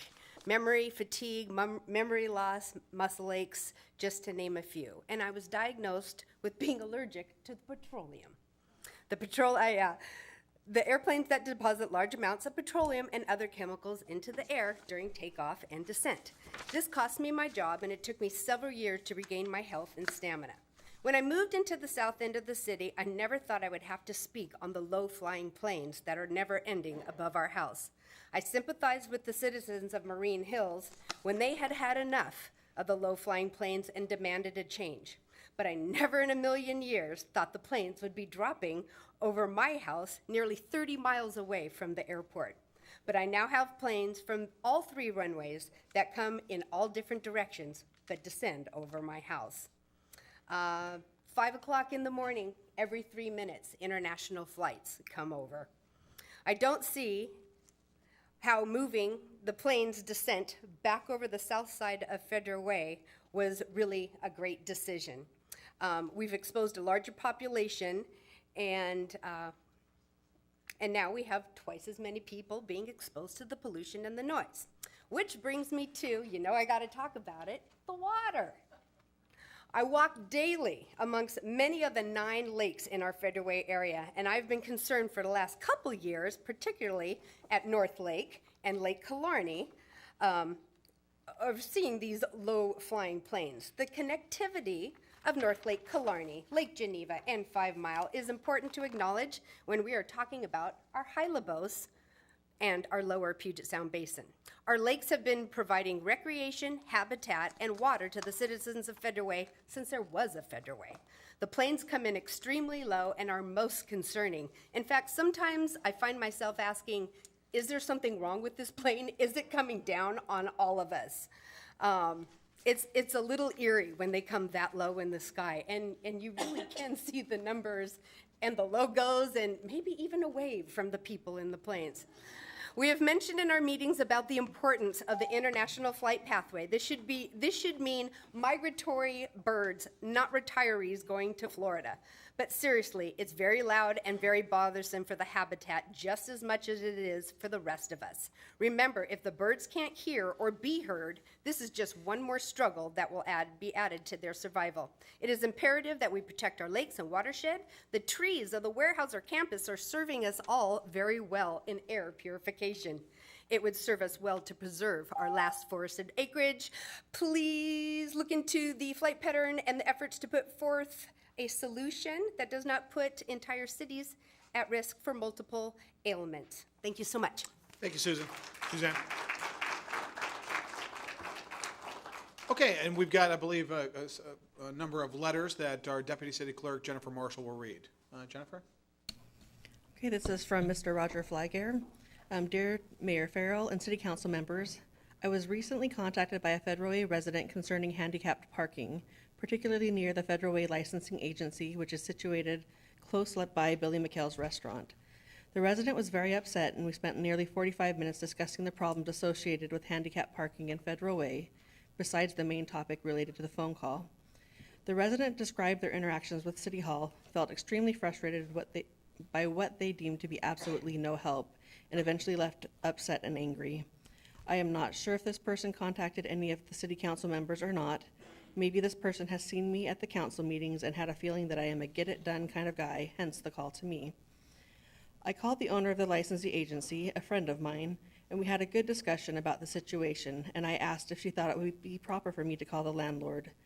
She indicated that another voice from the business community would probably be good. I made the call but had to leave a message. It was a lengthy message outlining potential loss of business for the licensing agency, as well as possible lawsuits stemming from trips and falls from handicapped people trying to access the licensing agency. I covered the fact that the licensing agency and Billy McHale's were both extremely high-volume businesses, and perhaps they would warrant a modification of their handicapped parking policies. Eventually, I received a phone call from the landlord agent. She described that they are now considering adding 2 handicapped parking stalls closer to the licensing agency, perhaps midway between McHale's and the agency. I shared with her that it was probably a very good solution. This is where my involvement has ended for the moment. Additionally, it was noted when I called the resident back, there are over more than 100 businesses in Federal Way that are out of compliance for handicapped parking. As someone who works in the legal community involving accidents, I would urge the City Council to speak with this person. I will share the name confidentially, so those other locations may be identified and remedied. Council, I know this individual is a very close friend of mine. If you'd like to know, I can tell you later. And I was fully briefed on this. Brian, before we read the next letter, Brian, can you please, I know I personally spoke with our Community Development Director, Brian Davis, about this. He spoke to this resident, as did several of our staff members prior to Mr. Davis being involved. Can you briefly respond to this? Sure. So if the individual that I'm thinking of, he did contact community development staff and raise the concerns that was read in the letter concerning the accessible parking or the lack thereof at the licensing agency. We did provide an explanation as to why there was not any required when the licensing agency occupied or went into the building, and it was related to pre-existing uses, and they were not required to do so based on the previous use. And it's simply continuing the allowance for not having to require additional accessible parking. So that was the extent of the conversation. There was some additional conversations that he had with staff in person, but the commentary that was read in the letter about it not being a positive experience, I think it was an answer that he was not pleased with, but it was one that we determined after looking at the code. Okay, and my understanding is there are other locations. Did you talk about the other locations throughout the city? He, in a general comment, said there are other locations where there's inadequate accessible parking, yes. And those likely are ones that pre-existed the ADA requirements from the early 90s. Okay, great, thank you. Councilmember Honda, did you? Thank you. I've, excuse me, in the past I've talked with businesses that I feel should have more handicap parking, and I'm always assured that they're up to code and up to compliance. And so if there are businesses that are not, the city should be addressing that. But it's my experience that when I feel that there should be more parking for handicapped people, that they are at compliance. and we can always use more. There are more folks getting handicapped placards, but it's unfortunate that not everyone can find a parking spot when they need it. Thank you. All right, Jennifer, next letter, please. Good evening, Mayor and City Council. My name is William Yee. I am a resident of Federal Way, and I speak on my own behalf. My comments address the proposed amendments in the Zoning and Development Code related to multifamily housing. I urge Council not to renew the moratorium on the expansion or creation of multifamily housing, senior housing, and special needs housing. Regardless of the intent of the moratorium, I believe an impact has been made, resulting in unintended consequences. To provide some context, a brief history which partially explains the rapid growth of Federal Way within the past several years is directly tied to the increasing costs of housing in Seattle. This has displaced a lot of people who can no longer afford to live in Seattle, pushing many of them down into South King County. In particular, it has typically been the most vulnerable and historically marginalized communities that have been displaced. This includes people of color, immigrants and refugees, and many more. By enacting a moratorium on multifamily housing, an equality analysis can show that the groups mentioned earlier are more likely to be disproportionately impacted because of their socioeconomic status, which usually limits housing options to apartments or other rentals. This leaves me with concerns about the potential fair housing laws and affirmatively furthering fair housing implications. In addition, I had conversations with other folks in the surrounding region where they described hearing about the moratorium as having a chilling effect and wondered whether or not Federal Way is truly a welcoming city. I heard on numerous occasions about the justifications on why we needed the original moratorium. I believe Federal Way's population growth has been a well-known reality, so what disappoints me is how the city did not proactively engage in a strategic plan to address this ongoing development. Instead, the moratorium feels reactive in an attempt to catch up with time that slipped by without taking into strong consideration the unintended consequences to underrepresented populations. With that said, I do sincerely desire that equitable amendments are enacted. Moving forward, I hope the city gathers and uses more diverse and inclusive stakeholder input and applies a stronger equity lens to analyze major impacts and unintended consequences to ensure well-informed decisions are made. Thank you for your time. All right. Next letter, please. Okay, this is from Judy Zerilgan. Greetings, Mayor, elected officials, and fellow citizens. I regret that I cannot be present at this meeting. I have a prior commitment, yet this matter is relevant for this evening's briefing. Changes to the FAA instrumental flight procedures have created irritating noise in historically quiet neighborhoods, as well as major environmental concerns for Federal Way. I am sure you have heard plenty about this in this evening's briefing, so let me bring your attention to something that may not have been discussed. During South Flow operations, numerous aircraft turning westerly fly directly over several of Federal Way's critical land areas. Some of these beautiful parcels are preserved in their natural state, due in part to their sensitive streams, steep slopes, wetlands, and basically undevelopable terrain. Vibrating, vulnerable wetlands and rain-saturated slopes with a large ascending aircraft traveling in a newly revised international flight pattern is damaging our critical land areas. One such area that has suffered is from the new SeaTac Airport South Flow is the Lakota Stream and its tributaries, specifically the portion between Lakota Park and Dumas Bay. In this natural echoing canyon, there was a large mudslide that temporarily closed a portion of the southwest Dash Point Road. Could aircraft noise and vibrations be a contributing cause to the slide? In my opinion, it is a major contributing factor. You see, I live in this area. For most of 20 plus years, our home was not under an international flight pattern. When the FAA implemented the IFP, technical GPS, for the window rattling and ground began shaking. We all appreciate the heroic joint efforts taken to clear the 509 Dash Point Road in just a few short days. However, I am not aware of any efforts being made to clean up the Lakota Creek bed. This is concerning, especially knowing that us taxpayers helped fund nearly $3 million on 3 projects related to this wetland and stream. The Lakota Creek Wetland Project, Lakota Park Wetland Project, and the East Branch Lakota Creek Stream Restoration were completed between 2004 and 2006. The published information said the purpose of the project was to repair extensive erosive damages resulting from historic development of the upstream basin. Further, any Further, another primary project goal was to enhance and rebuild habitat for salmonoid utilization. It would be a shame not to restore the damages in this environmentally sensitive area of the South Sound Basin. In presenting these concerns, I would like to make 3 recommendations for your consideration. First, request that the Port of Seattle make Lakota Middle School one of the noise monitoring locations. This location may not have been considered before because the historic flights were not in this area, but now they are, and it is imperative that sound decibels be recorded. Secondly, I recommend that elected officials, along with the Federal Way Citizens and Quiet Skies coalitions, hold the FAA and/or Port of Seattle accountable for the costs associated with the cleanup of the landslide and for future restoration of the Lakota Stream. Lastly, begin and continue to press key authorities to return flight patterns to the historic 4-post pattern. Even with a growing industry and increased flights, aircraft can fly north and south and side by side for several more miles before turning east or west.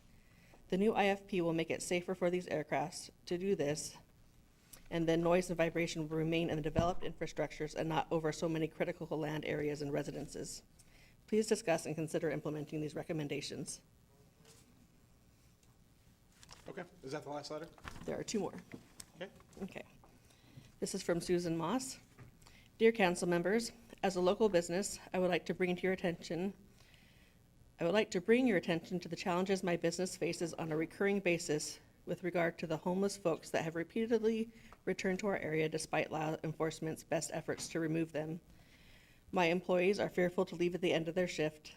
Likewise, my patients are also concerned when leaving my establishment in the evening hours. There is trash left behind that is unsightly and sometimes dangerous and requires extra time on my part or the part of paid employees to clean up. I am a licensed, tax-paying business, and I am incurring costs that I should not have to pay. I am requesting that the City Council come up with a solution to the problem so that I do not have to hire a private security personnel to ensure the safety of my property, my employees, and my patients. On behalf of my staff and my patients, I thank you for your time in this regard. Life and Health Chiropractic Center. And this is from, I apologize, Dr. Yako Louis. As a local business, I also would like to bring your attention to the challenges my business faces on a recurring basis with regard to the homeless folks that have repeatedly returned to our area despite law enforcement's best efforts to remove them. My employees are fearful to leave at the end of their shift. Likewise, my patrons are also concerned when leaving my establishment. There is trash left behind that is unsightly and sometimes dangerous and requires extra time on my part or on part of the paid employees to clean up. I am a licensed tax-paying business and I am incurring costs I should not have to pay. I am requesting that the City Council come up with a solution to that problem so that I do not have to hire security personnel to ensure the safety of my property, my employees, and my patrons. It's from Northwest Dental. All right, with regard to the last 2 letters, thank you very much, Jennifer. And is that it? Thank you. It was great to see so many written comments.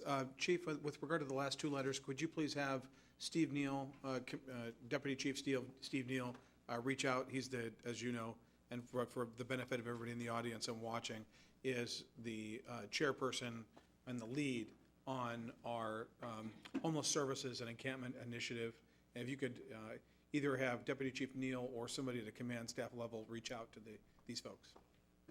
Will do, Mayor. If we can get the information, we'll make contact tomorrow. Very good. Thank you very much. Okay. Is there anybody else? That's the last public comment we have. Do we have any other public comments? All right. Great job, everybody. Thank you very much. All right, now moving on to item 5, the consent agenda. These items have already gone through committee and can be passed all at once.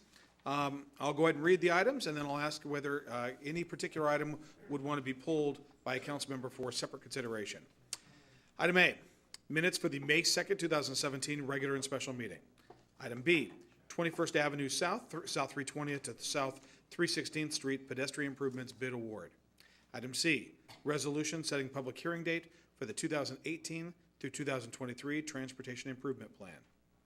Item D, submittal of transportation grant application. Item E, new singular wireless PCS LLC site lease agreement, Saghalie Park location. Item F, grant agreement between Federal Way Police Department and the Washington Auto Theft Protection Authority, WATPA, for automatic license plate recognition ALPR replacement. Deputy Mayor, first of all, Council, is there any item that a council member would want to pull for separate consideration? All right, hearing none. Deputy Mayor Burbidge, do you have a motion? Yes, I do. I move approval of items A through F on the consent agenda. Second. All right, there's been a motion and a second. Is there any discussion? All those in favor? Aye. Aye. Opposed? All right, it passes. Now, for the public hearing, I'll hereby open the public hearing for item A, the 2017 Program Year Community Development Block Grant, Cdbg Annual Action Plan. First, we'll have a staff presentation by Sarah Bridgeford, our Human Services Coordinator. Then we'll have citizen comment, if any, and council discussion/question. Sarah? Good evening, Mayor, members of the council. Tonight I will be presenting on the Community Development Block Grant 2017 Annual Action Plan. The Annual Action Plan serves two purposes. The first is to inform the Department of Housing and Urban Development, or HUD, of the strategies that we will be using to achieve our goals. And the second is to be used as a resource for the community. We modify the document so it's more accessible. The objectives of the 2017 Annual Action Plan focus on affordable housing, creating jobs through the expansion and retention of businesses, and strengthening neighborhoods. The Annual Action Plan also provides for the administration of the program in order to meet both our community needs and the requirements of HUD. The 2017 Annual Action Plan is presented based on our 2015 allocation of $620,000. Based on recent communications from HUD, saying that communities can expect comparable amounts to their 2016 awards, we anticipate that Federal Way will receive an allocation of about $674,000. Because of the recentness of this communication and the fact that we haven't yet received our final amount, we have not made adjustments to tonight's presentation or to the Annual Action Plan.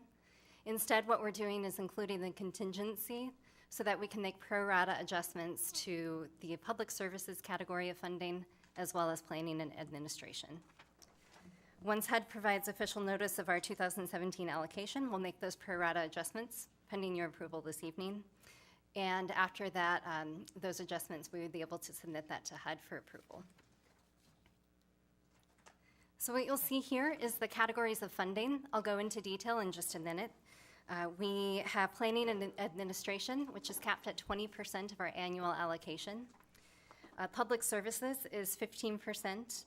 And then for the Community Economic Revitalization Funding, or SERF, we have 65% of our annual award, as well as access to prior year resources. So for planning and admin in 2017, we have included $92,520 for staff, as well as $31,480 for a community needs assessment. Again, this category would be subject to the pro rata increase or decrease dependent on our 2017 allocation. Public services is also subject to that pro rata increase or decrease. The projects funded in public services and included in the Annual Action Plan include the Federal Way Inclusion Program, which offers programming and skill building for adults with developmental disabilities. Hospitality House provides emergency shelter for women. The Multi-Service Center Rent Assistance provides services to low-income households that are at risk or experiencing homelessness. This includes rent assistance, utility assistance. The Multi-Service Center Youth Employment and Education Services offers a variety of services to support youth and young adults in achieving both education and employment goals. Orion Industries offers transitional housing or transitional employment and or training to those who are low income, have educational barriers, and or disabilities. The Pediatric Interim Care Center provides medical care for drug-exposed infants, and the Apprenticeship in Non-Traditional Employment for Women has two components, including the Trades Rotation Program for non-traditional employment opportunities, as well as the Career Connection Program for wraparound services. 2017 SERF projects span across our Cdbg program goals, including a focus on affordable housing, economic opportunities, and suitable living environments. A single-family home acquisition through Habitat for Humanity will provide long-term affordable housing for a low-income family. SERF projects focusing on the expansion of economic opportunities include King County Housing Authority's Economic Revitalization Program, the Section 108 loan payment, and both of Highline's programs, the Small Business Development Center and Start Zone. Projects to address suitable living environments include 2 housing repair programs, one offered by the city and the other by Habitat for Humanity, and our code compliance and a renovation program at Multi-Service Center Villa Capri. Our timeline for the annual action plan includes applications for funding that occurred in 2016. The public comment period began on April 6th, and it concludes this evening. And then, of course, we would ask for your subsequent council action. At this time, Jeff Watson and I would be happy to answer any questions that you might have. Okay, and before we open that up to council questions and just questions, we'll have citizen comment. Is there anybody here with in the audience that would like to make a comment about this? Is there anyone who'd like to make a comment? Okay, hearing none. Council discussion or questions? Council, any questions? Councilmember Salsky. Yes, and thank you for the presentation and putting this big plan together. A question, I have 2 questions. Why is there so much funding carryover from the prior year? And I believe that's especially was shown on a slide as SURF funding. Yes. Good evening, Mayor and council members. Excuse me, it's related to a couple things. One, to refresh your memory, when the city became an entitlement community in 2012, one of the things that happened is, in addition to the annual grant that we received directly from HUD, there was a transfer of funds from King County, kind of a balancing of our share, if you will, from the funds that we could be attributable for that went to King County in prior years. So that amount was several $100,000, and it has just taken us time to go through that. Additionally, there are a couple projects that we had funded in prior years that wound up not happening, so we have additional funds left over.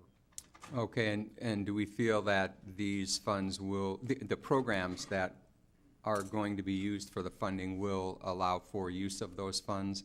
Yes, absolutely. Okay, and if not, is there any sunset clause on these funds expiring for our use? There is a sunset clause, and generally the way it works is HUD will go back and look at prior years, and generally 5 to 6 years prior, they will begin to what they call sweep the funds and remove them from your account.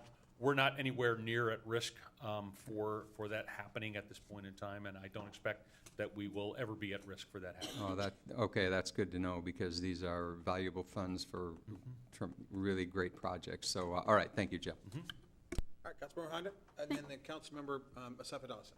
Thank you very much. Thank you for your report. The Section 108 loan that we took out for the PAC, we're going to pay $179,000 next year. That is an estimate.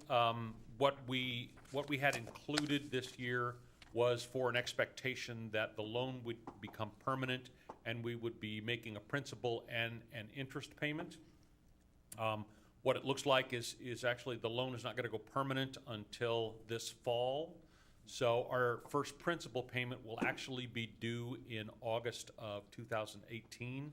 So we expect that the annual debt service that includes the principal and interest is going to be somewhere between $175,000 and $200,000 per year as we go forward. That really depends upon what the final interest rate is when HUD makes the loans permanent.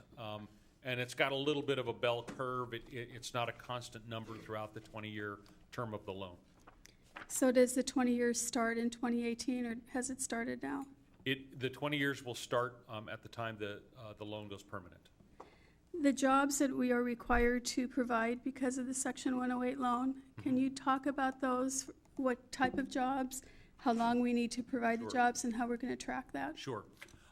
The agreement that we have with HUD specifies that we have to provide what's called a public benefit, and in this case, that is the creation of jobs.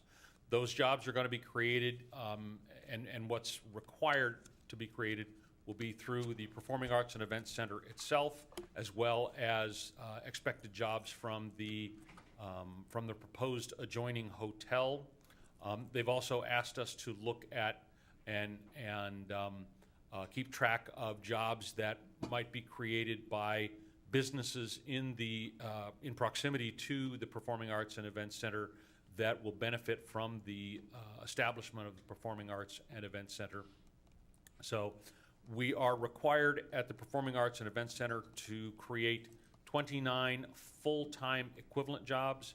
And I emphasize the full-time equivalent because what that means is there might be part-time jobs there as well as full-time jobs.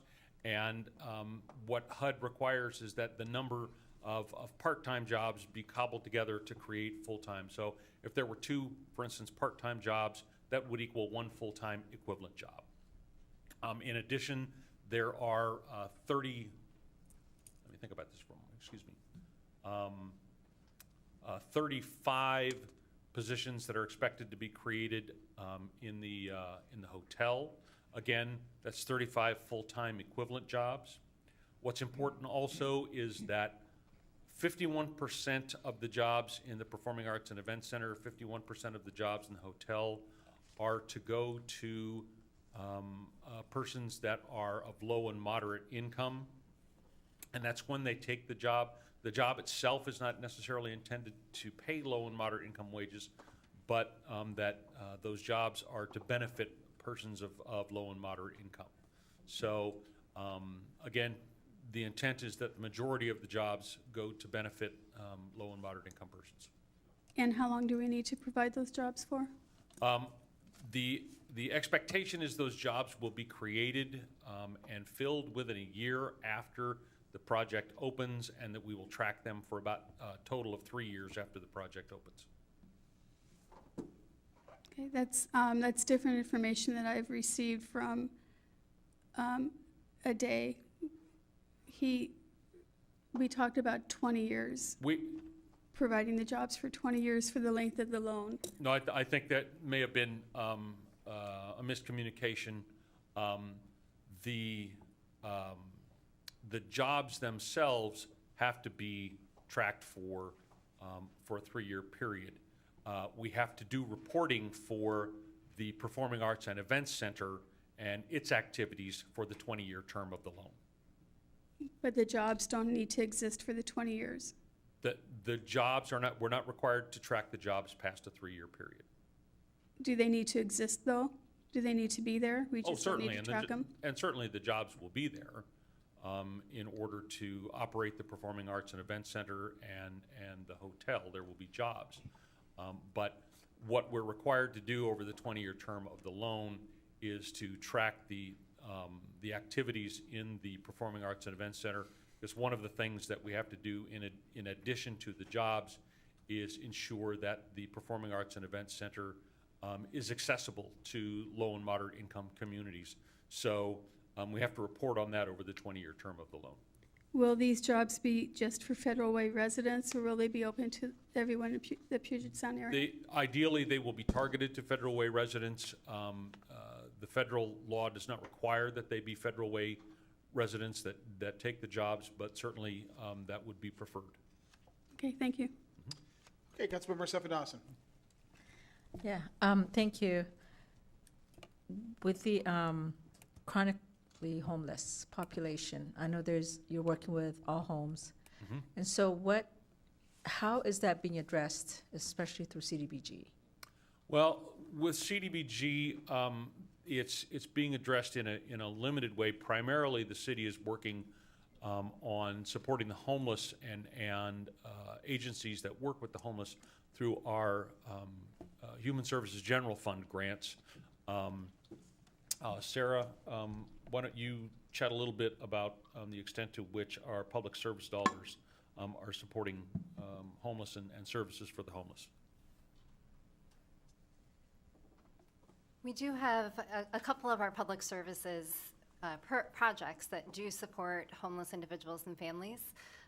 The hospitality house that serves homeless women is one of those projects, as well as the MSC rent assistance. They do provide a variety of different financial assistance for individuals and families who are homeless. That could be vouchers in cold weather, as well as utility and food, gas vouchers and food vouchers. I think that's the extent of our public service dollars going to homeless services at this time. So that addresses people who are already housed, but about to lose their housing potentially. But I'm talking about the people who are like in encampment and stuff that are chronically homeless. And I know it's a regional thing. I know there's a lot of work around that, but I just want to know what we are or how we're addressing that outside of what you just said, or the agencies that you just talked about. Again, as I said, the city focuses general fund dollars, or I shouldn't say focus general fund, but our focus with regard to providing assistance for the homeless comes primarily through general fund dollars, as well as the small amount that comes through the use of Cdbg. The capital dollars that we use are for projects that, as you can see, are not necessarily targeted to homelessness. That tends to be a function of who comes in and applies for those capital dollars. However, if agencies came in seeking capital dollars for something associated with homeless and serving the homeless, they certainly would potentially be eligible for that. We've not seen that to date with our program since the city became an entitlement community. Okay. And so how do we encourage that then? Well, okay. I think that agencies are aware that we have the funds. We don't have a lot of capital dollars, and so there's a limited amount that we can have any kind of an impact, because generally if we're talking about the use of capital dollars, we're talking about, for instance, the creation of shelters or the creation of housing, which we're talking about millions of dollars. And so even if we provided some capital funding for it, we would be only a small portion of a much larger pot of funding for a particular project. Yeah. And when's our next needs assessment? I beg your pardon? Needs assessment? We're going to be starting that this year. Okay. Thank you. All right, Councilmember Moore. I actually had a quick little question towards Sarah, perhaps, or Jeff, and that's Best Starts for Kids. Do we not get any funds from that, and how does that work? And that question kind of goes along with what my colleague, Councilmember Lydia Safadasan, was asking. The question, in case my colleagues couldn't hear, is Best Starts for Kids. Do we not get any funds, and how does that work? Well, we as a city do not receive Best Start for Kids funding, that there are programs within the community that do. The Multi-Service Center, the Positive Outcomes or POP program is one of those, as well as some smaller agencies. Is Mother Africa, I think Mother Africa receives Best Start for Kids programs, and that's a regional South King County program. There are others as well. They're currently doing another round of applications, and I know that there were other organizations seeking that funding. All right. Council, any other questions? Councilmember Honda. Thank you. I have one more question. The inclusion program that gets $30,500, that doesn't include the money that the Kiwanis Club gives to the inclusion program? No, those are strictly Cdbg dollars. Okay, thank you. All right, Council, any other questions? All right, Councilmember Kopang, do you have a motion to close the public hearing? Mr. Mayor, I move to close the public hearing for the 2017 Program Year Community Development Block Grant Annual Action Plan. Second. It's been a motion and a second. Is there any discussion? All those in favor to close the public hearing? Aye. Aye. Opposed? All right, matter passes unanimously. Now, Councilmember Kopang for the big motion. Mr. Mayor, I'd also like to make a motion move to approve the 2017 CDBG Annual Action Plan with the Human Services Commission recommendations and authorize the mayor to execute all documents associated with the plan, including funding agreements with the U.S. Department of Housing and Urban Development. All right, is there a second? Second. It's been a motion and a second. Is there any discussion? Yes. Councilmember Safadasan. I'd like to recluse myself. I can't participate in this because of my employment. Very good. Okay, thank you very much. And just for the record, could you tell everybody where you're employed? King County Housing Authority. Very good. Thank you very much. Councilmember Selsky, you've got your microphone on. Did you have? All right. Just making sure your vote's heard. All right. Is there any other discussion? All right. All those in favor? Aye. Opposed? All right. Matter passes unanimously. Okay, now moving on to council business. Resolution to accept the new market tax credits. First, we'll have a staff report from Ade Eberbulu, our finance director, and we also have a consultant and an attorney present, Sarah Pietka, consultant of the new market tax credits, and Alan Pasternak, attorney, all the way up from Portland, Oregon. Actually, both Sarah and Alan are up from Portland, Oregon. I've had the distinct pleasure of working with both Sarah and Alan as we've been working on these. I'd also like to thank, we've got Tim Johnson, our Economic Development Director, in the back of the room. And we wouldn't be where we are right now in new market tax credits if it hadn't been for the outstanding work of the new market tax credit guru that Tim Johnson is. And anyway, a lot of kudos go around. Thank you. And also Ade, who's become quickly an expert on this subject. With that, I will turn it over. Thank you, Mayor Farrell, Deputy Mayor, and Council. Actually, it's really a great pleasure for me, for us to get to this point. I think it has been a very long road, so I think it's really exciting that we're actually getting close to the end of this. As the mayor introduced, we have Ms. Sarah Petke from Roda and Company in Portland, and they've been helping us solicit funding and also guiding us through this. And also I have Mr. Alan Pasternak from Butler Snow, a law firm in Portland that is representing us. The new market tax credit, as I explained last time, is a very, very complicated issue that I think, and you will see as I go through this slide, the number of people and the number of companies that are involved in putting this deal together.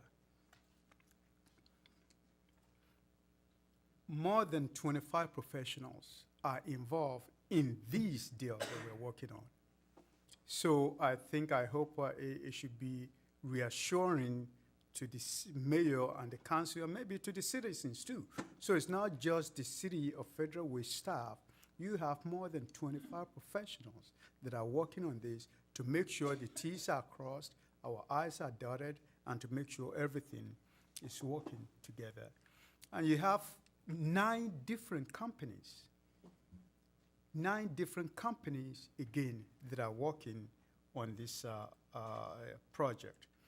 Among the 9 companies, you have 1 accounting firm, 3 law firms. It's not 3 attorneys.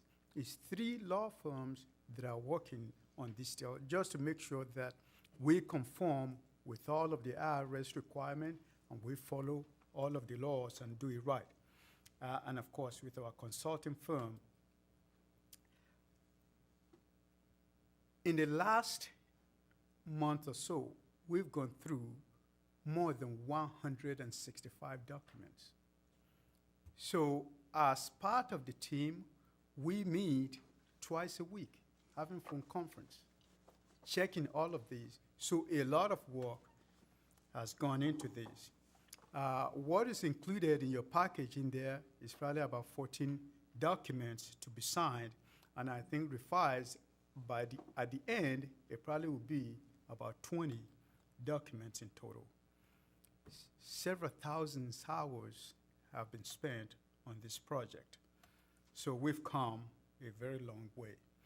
To recap, the new market tax credit benefit to the city. Again, Congress established the new market tax credit program in 2000 as part of the Community Renewal Tax Relief Act. Bottom line, the way this is set up is big corporations will pay tax to the government anyways. It's either they give that money to IRS or they spend it as part of a community renewal program. So that is what this is. It's not really You know, I mean, these are investors that are putting their money that they will have paid to the federal government as their taxes, putting that into our community. The goal of the new market tax credit is to help attract investment capital in low-income communities through the use of tax credit incentives. Tax credit incentives. That is the tax that those corporations will have paid to the federal government and allow the Congress to be spent whichever way they see fit. So instead of those corporations giving it to the federal government, they are investing it in individual communities.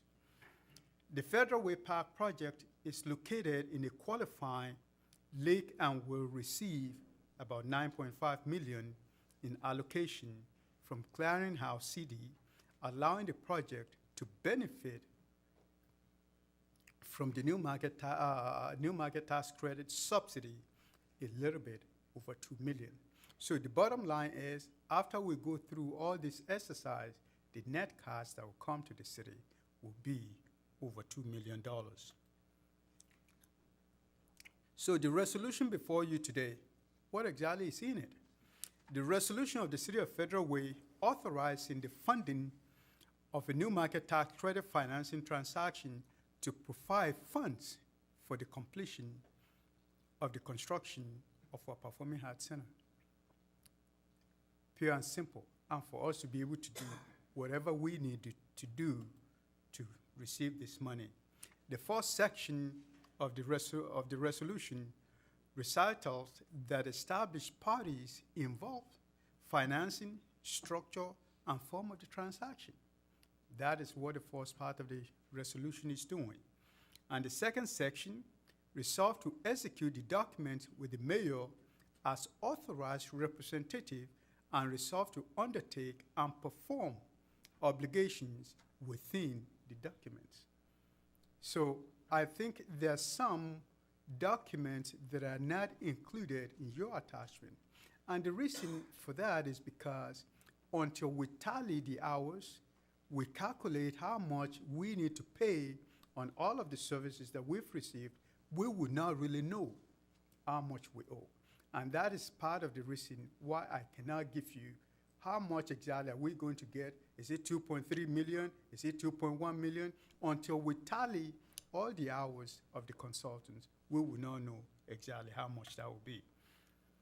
The third section, standard language around severability, corrections, and ratification, and effective date.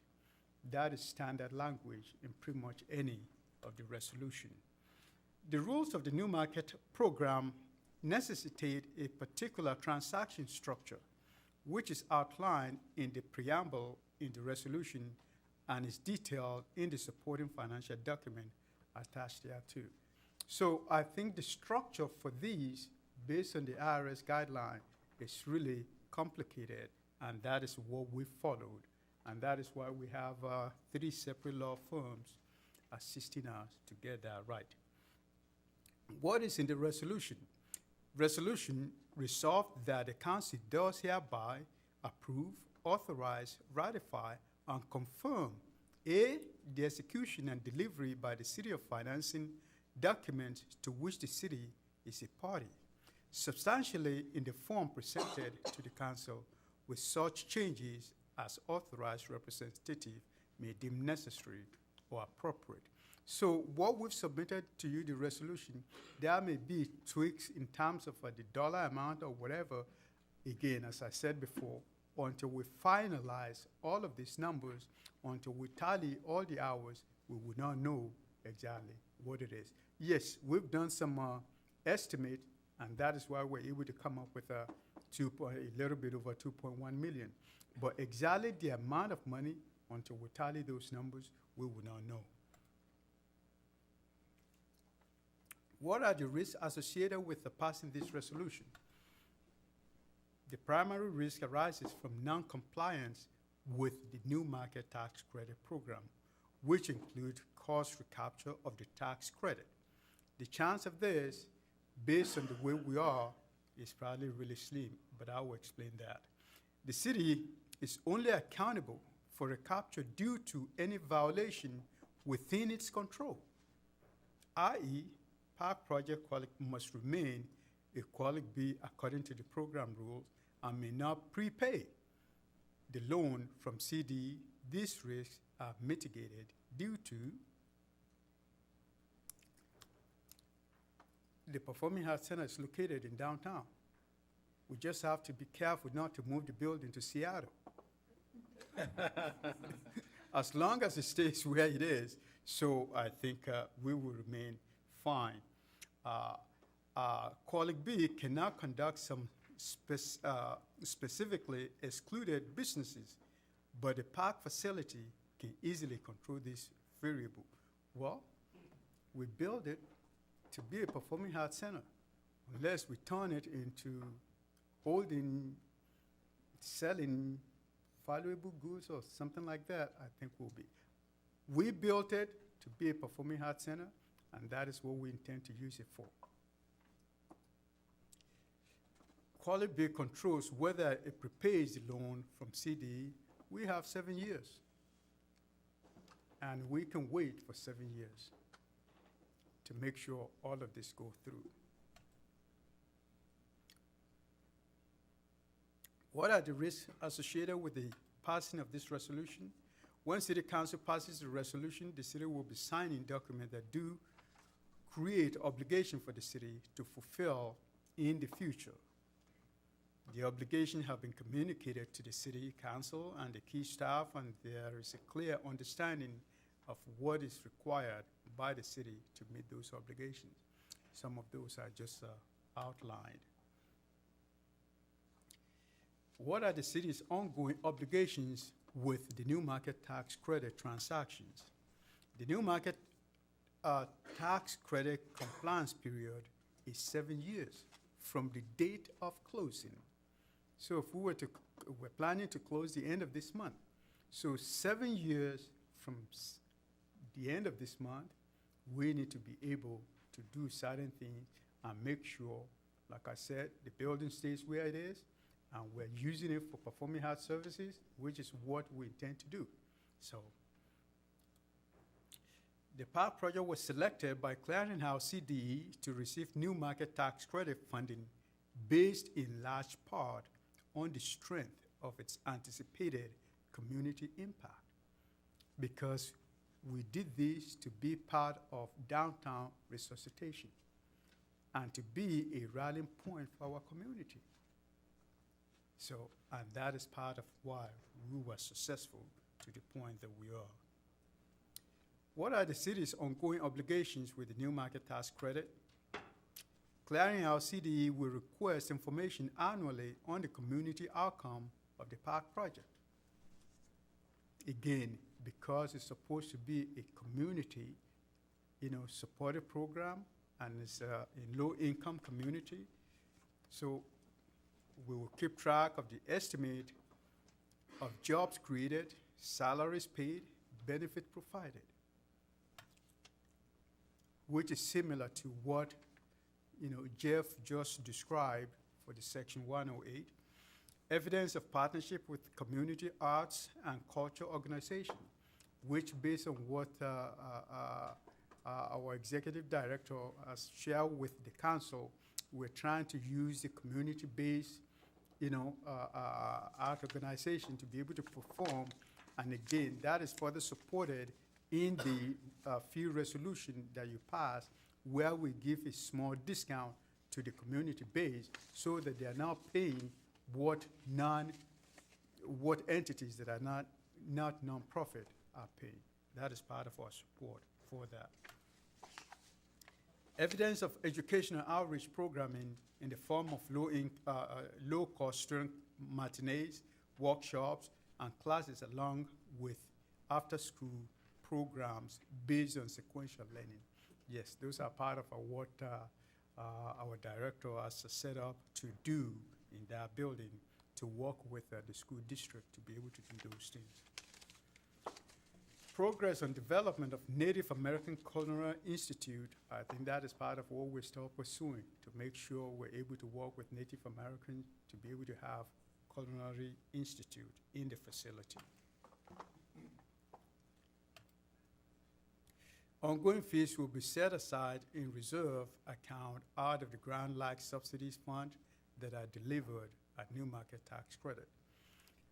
For the next 7 years, we will have an accounting firm, we will have law firm that will also be guiding us. The fees to pay these people will be subtracted from the 9.5 and be set aside to be able to pay for those services as we go along.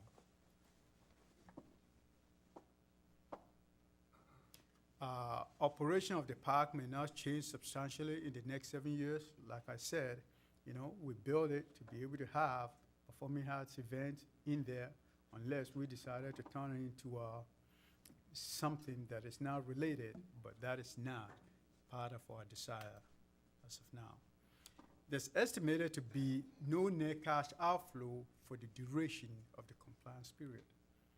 So when we get our 2-point-something million, for the next 7 years, we do not expect any net cash flow while we're servicing, while we're reporting all of this again from the city. At the end, the bottom line is, yes, we're getting $9.5 million of allocation award, allowing the park project to benefit from the New Market Tax Credit subsidy, which would net the city a little bit over $2 million. The New Market Tax Credit and Irs Requirement necessitated the creation of one nonprofit entity, which has been created.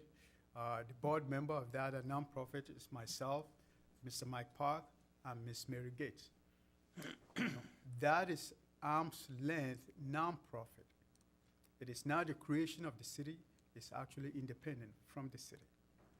I would note for the record that Mike Park and Mary Gates are both mayors in our city's history and longtime community activists.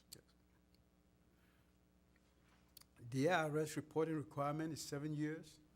Compliance for the city means reporting annually on community benefits, conducting an audit of the nonprofit entity, and ensuring that the park project does not move to another census tract or convert into a prohibited business. It's a building, it's not moving anywhere. So I think we will be good. There's no net cash outflow during the 7 years, as all future fees are to be reserved upfront of the New Market Tax Credit at closing. I think if you have any question, that is why we have, these people to answer any of your questions. Alan and Sarah are here to answer any of those. And number one, I know you guys are going to go back to Portland tonight. Thank you very much for staying as late as you have. Wow. Council, any questions? Councilmember Selsky. Yes, thank you for the presentation, Professor. And I just can't even imagine the amount of brain power that went into trying to put together this document. Just the plan, the financial analysis. You mentioned thousands of hours. I mean, that's just incredible. About 164 pages, I think our packet was. So scanning through, reading through, and assimilating some of this, there were 3 figures that stuck out in my mind, or at least that I saw in more than one document.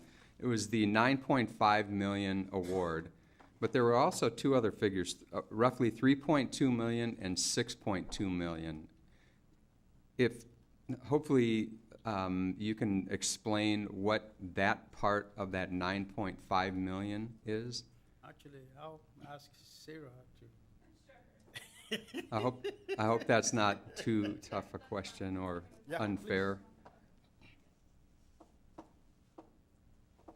So the $9.5 million is the total allocation award. That's what you can think of as the basis upon which a tax credit is calculated. So in order to establish that basis, you need to prove out that you have a project that's at least $9.5 million in size. And so the $3.2 million, that represents the amount that the tax credit investor is putting in, and they'll recognize a tax credit based on that investment. And then the $6-ish million number is what the city has invested already in the project. And so that is what comprises that $9.5 million total. Okay, that makes sense. Thank you for doing the math there. Also, just one other question here. So is there a future opportunity for Federal Way because of this project and our revitalization, project? Is there a future opportunity for us to go for further new market tax credits, or is this, are awardees excluded from future consideration? Awardees are not excluded from future consideration. There's no cap in terms of the amount of allocation that you can secure for any one project or by any one entity. Okay. You're just limited by the total amount of the project size. Mm-hmm. I would note that the program is extremely competitive. It's national. So I would say a $9.5 million award is a very solid amount to be awarded in this program when you're competing against projects in rural Mississippi, in urban Detroit, those types of communities. In terms of context. So I think this is a great award for this great project, and if Federal Way has future projects that they would like to see new markets be invested in, you can certainly pursue that. Mm-hmm. Okay, thank you, Sarah. All right. Council, any other questions? Councilmember Honda. Thank you very much. Thank you, Aday, and thanks for talking to me earlier today. If in the next 7 years, the future city councils decide that they'd like to form a public-private partnership for the PAC, is that possible during this next 7 years? Private partnership to do, To raise funds for the PAC to keep it? to run the business? Right. Is that Well, possible? As long as the business that we're doing, actually, I'll let Alan address that. But as long as the business that we're doing is within. Alan Pasternak. Hi, that's a very good question. So the way this has been structured is the city owns the property and the building. But in order to affect the financing transaction, the city is entering into a long-term lease of the building to the single-purpose nonprofit corporation that we formed just for this, and then immediately a leaseback. So you all might have heard of a sale leaseback transaction or a leaseback transaction. That's exactly what we've done.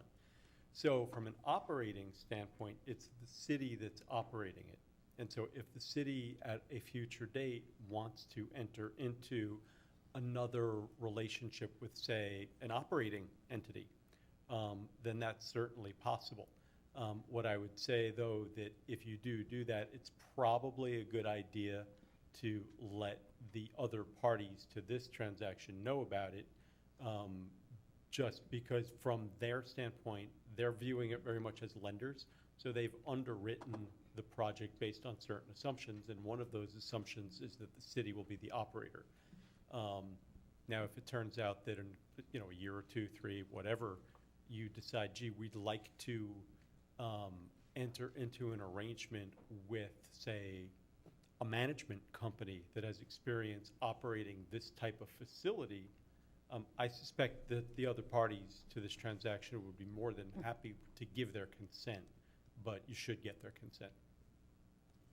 Does a nonprofit group, the three that were mentioned, do they have a name or? Yes, it is FW PAC Qualicb, QALICB, stands for Qualified Active Low-Income Community Business. That's what, we have a lot of jargon in this program. Qualicb is one of our crazy little terms of art, and that's the entity that the funding is affected through. And one of the requirements is that it has to be a partnership or a corporation. And so that was one of the reasons why we had to set that up. A government is specifically not permitted to do this directly. So by setting up a nonprofit corporation that is set up as a supporting organization, which is a particular subset of 501c3 tax-exempt organization, we're able to accomplish that result. So that, and that's also why we have that leaseback transaction. Are they required to hold so many meetings a year, or? They're required to have an annual meeting. There's really not a whole lot on an ongoing basis. There's really not a whole lot for that organization to do. The city will be paying rent to that entity on a quarterly basis, and then that entity will then pay debt service on the loans, that $9.5 million loan. That money will flow up and ultimately wind its way back around to the city, because if you remember the 6.2-ish, that money is loaned by the city into the structure, and so after the city pays rent, it works its way back up through the structure and comes right back around to the city in the form of a debt service payment, which is why Ade was able to say that there's no net outflow of cash. So the nonprofit will receive money from the city, and then they will write a check. Yes. Do Mrs. Gates and Mr. Park, do they sign the check, or does Ade sign the check? I think it'll be a day, but I think we set it up with Mary Gates. No, yeah, she's the treasurer, so she'll be coming in and signing as well. And do they give reports to the city council if they're a treasurer and they hold an annual meeting? I mean, I don't know that that's necessarily built into anything, but I suspect that that's perfectly Because fine. I assume the nonprofit's supposed to be independent of the city. Yes, Well, whatever. The answer actually to that should be yes, because while it's a nonprofit that's independent, it's established as what is referred to in the Internal Revenue Code as a supporting organization that's organized under Section 509A3, if you want to drill down that level. And one of the requirements for a supporting organization is to provide annual reports to the benefited organization of the activities done on behalf of the benefited organization. So the answer to the question is yes, you should get annual reports of what the Qualic-B is doing. Okay, thank you very much. You're welcome. All right, Councilmember Copang. I think the more we talk about this, the more kind of convoluted it can get. But just to kind of cut to the chase, we have a $9.5 million award. And of that $9.5 million award, 2.5 or 2.1 million of that will come back to the city in revenue at the beginning of the term of the loan as a net or as a lump sum. And then as long as we maintain payments on the loan at the end of 7 years, the part that has not been paid off will be forgiven as a grant. Is that correct? Have I got that right? Yeah, more or less. And again, we wanted to keep it as simple as possible, but if there's some complexity to this that needs to be explained at this point, again, I want the people of Federal Way to understand. Yeah. We didn't get $9.5 million, and we're going to lose 6.5 of it. We actually are getting $2.1 to $2.5 million, which is really, with a management component, really is a good thing for us as a city. Yeah, there's and for a this net project. benefit. There's a net benefit to the city of that $2.1-ish million. Yeah. Okay. Yeah, that's really the beauty of this program, and the way it's structured is done in such a way to enable the tax credit investor to exit at the end of the 7-year tax credit period and leave their money in the project. That's really the beauty of the way these are structured. Okay, thank Very you. well said. Were you done? Yes. Okay, thank you. Councilmember Duclos. I just want to say that I use the low-income housing tax credit, which is very similar. It's for housing, and that's why I was very familiar with new markets also. We looked at it as free money. As long as you perform and do what you're supposed to do, this money comes to you. It doesn't cost you anything. And that's how we were able to buy a lot of projects or do a lot of housing here for lower-income people. It's the same thing with this. This helps the city or other organizations do something that benefits the community. And as long as we perform and do what we're supposed to and send in our reports, it's free money at the end of the term. And speaking of which, Alan, I just want to make sure it's clear. We were talking about, and Ade was talking about the accountants and the lawyers that are working on this. Those fees come out of the award amount. Is that right? And therefore, it comes out of the money that is part of this award, and therefore, we get the net, which is that over $2 million. Right, that's correct. So all of our fees for putting this mess together, we all get paid at closing out of the proceeds of this. Right. On an ongoing basis. Well, I just want to make one slight clarification, is that this isn't, while $9.5 million is the allocation award, and that is a gross size, that doesn't mean that there's $9.5 million new dollars and then $6 million of it goes away to pay people like Alan and I. That's not how the program Right. works. We get that, yeah. Okay, I just want to make sure. So then when we're talking about paying fees of consultants, that comes out of money that the investor is putting in. And yes, the net number that we're quoting you is after all of those professional fees are paid and all of the fees to the CDE are paid. It's just after all fees. That's right.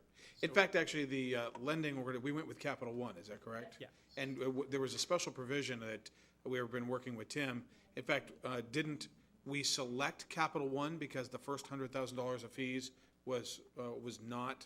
Sarah, can you, Sarah or Alan, could you Capital explain? Capital One pays the first $100,000 of their own legal fees, which they are unique in the investor community in that they do that. Okay.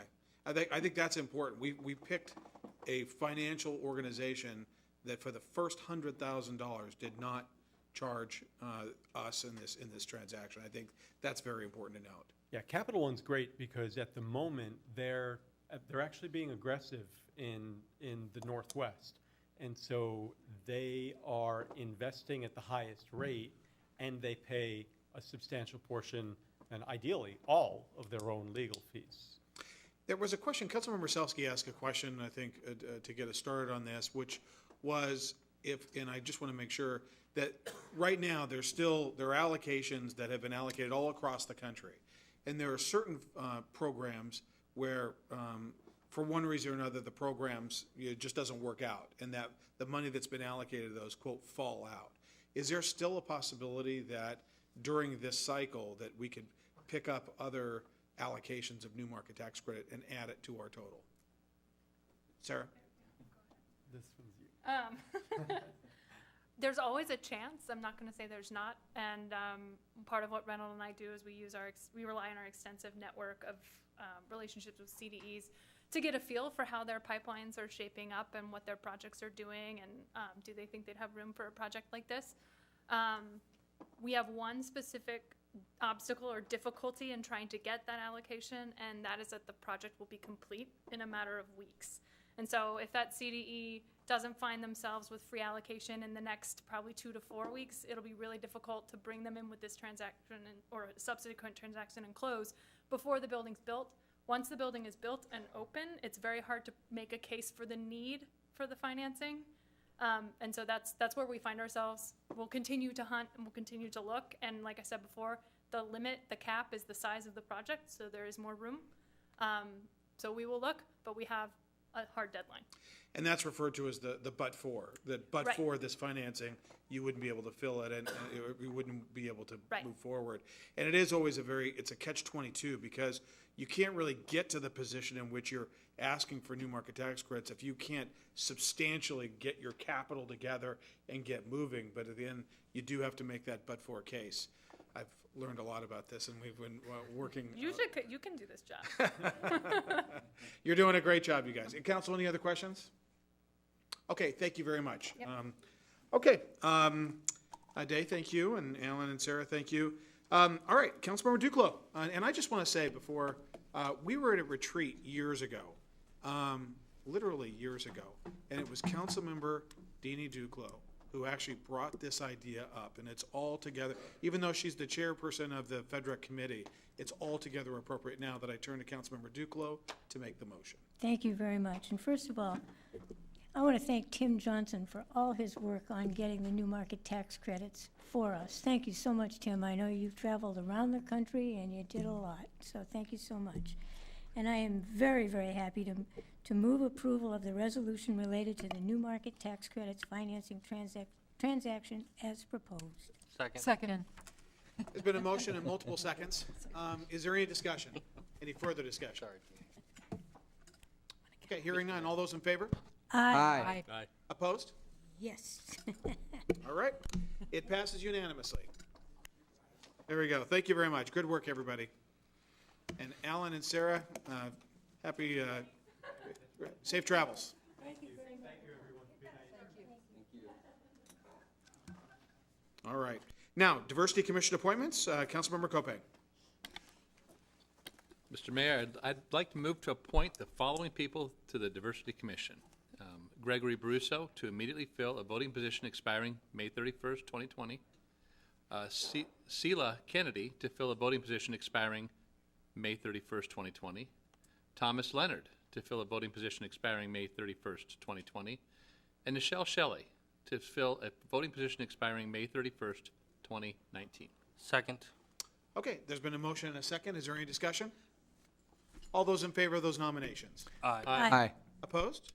They pass unanimously. Thank you. Rescheduling of August 1st, 2017 regular meeting. Let me just explain very quickly, and we've got another item which will follow, which is the cancellation of the August 15th, 2017 regular council meeting. Every August, for as long as I was on the council and now mayor, we have canceled the second meeting in August so people could count on taking vacations in that usually slow period of the latter half of August. What has occurred over the past few years is we have National Night Out on the very first Tuesday of August, and that has always, or had historically, conflicted with our city council meetings. And so the council and myself and staff and the police department had always, or just recently in the past several years, have rescheduled that first meeting to the second week to make sure that we could participate, the council and staff and the police department. So that's what these are about. So with that, I will turn to Deputy Mayor Burbidge for item C. Thank you very much. I move to suspend Council Rule 2.1, paren 1, for the purposes of rescheduling the August 1st, 2017 City Council regular meeting to August 8th, 2017. Second. There's been a motion and a second. Is there any discussion? All those in favor? Aye. Aye. Opposed? All right, matter passes unanimously. Item D, cancellation of August 15, 2017 regular council meeting. Deputy Mayor Burbidge. I move to suspend Council Rule 2.1, paren 1, for the purposes of canceling the August 15th, 2017 City Council regular meeting. Second. All right, there's been a motion and a second. Is there any discussion? All right, hearing none. All those in favor? Aye. Aye. Opposed? All right, matter passes unanimously. Okay, now moving on to ordinances. Item 8, first reading, Council Bill 724, amendment and adoption of NFPA 130 standard for fixed guideway transit and passenger rail systems current edition. Boy, that's a mouthful. Staff report, Scott Sproul, building official. Okay, this is the National Fire Protection Association NFPA 130. Let's see, where's the keyboard here? So it's for standard fixed guideways and transit passenger rail stations. And it's basically for, you can see in the right-hand picture, that's an elevated transit station. And then the guideways on the left, just to kind of clarify those there. And the reason for the adoption is that we need to figure out how to get off those elevated transit stations, and our standard building codes don't work really well for that. The ordinances need to allow for the city to amend and adopt NFPA standard for fixed guideways and rail stations. This will allow Sound Transit to determine occupant loads and means of egress requirements for the elevated transit passenger station. And not to get too far into the codes, but just so you can understand a little bit, but the NFP calculates occupant loads and means of egress based on train loads of trains simultaneously entering the station and unloading.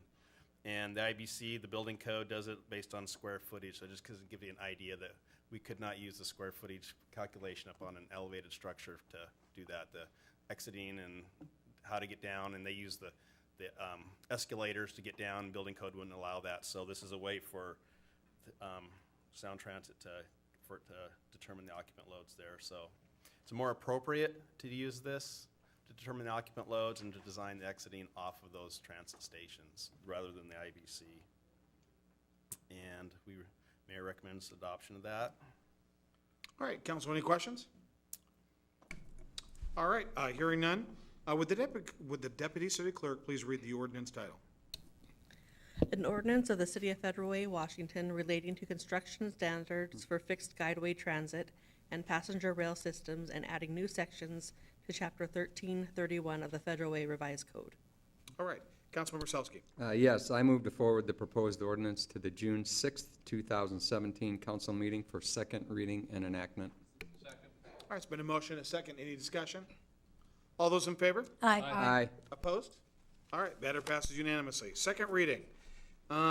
Council Bill 723, adopting code amendments related to multifamily dwelling units, senior housing, and special needs housing. Would the Deputy City Clerk please read the ordinance?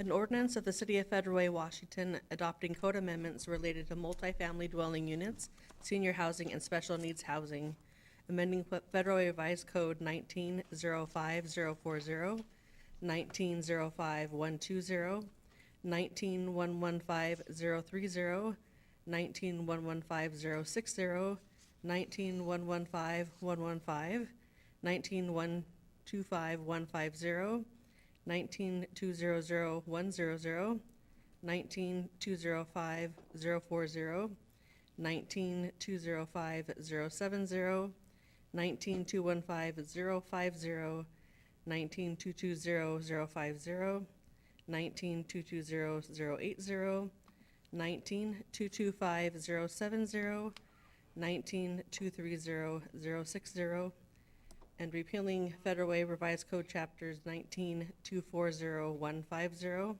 and adding new sections to Chapters 19-115 and 19-215. Okay. All right, thank you, Jennifer. Councilmember Selsky, do you have a motion? I do. I move approval of the proposed ordinance. Would I hear a second? Yes. All right, sorry, I was coughing. There's been a motion, a second. Is there any discussion? Councilmember Honda, and then Councilmember Kopang, Oh, thank you. and then Councilmember Selsky. This has been a lot of work, and I'd like to thank all those who have been working on this ordinance. But my question is, the next steps after this are to look at the zoning. Do you know when that will start? It has started already. We're in the process of developing a work schedule to present to the council, and we'll be likely making a presentation shortly on that. Okay, thank you very much. All right, Councilmember Kopang. Yeah, I just wanted to clarify that this is actually an amendment and not the establishment of standards for multifamily housing. There was an article in the paper that led, I think, some to the conclusion that we did not have standards for multifamily housing. That's absolutely incorrect. So this is an amendment and a needed amendment, and I was glad to have the support of the staff in getting this completed. So thank you.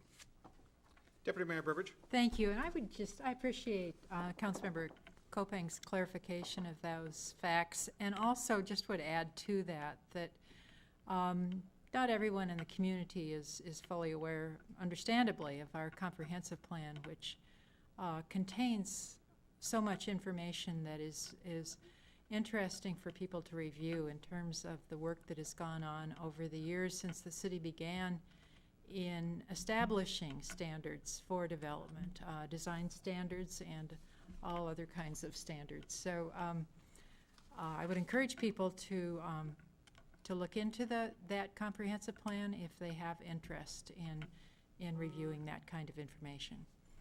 All right. Councilmember Moore. Brian, a question for you, and that's just a clarification. That's what are the next phase, the next steps after this? Because I remember at the last meeting you said that it doesn't just stop here. There's more work to be done in the future. Can you remind me what that is again?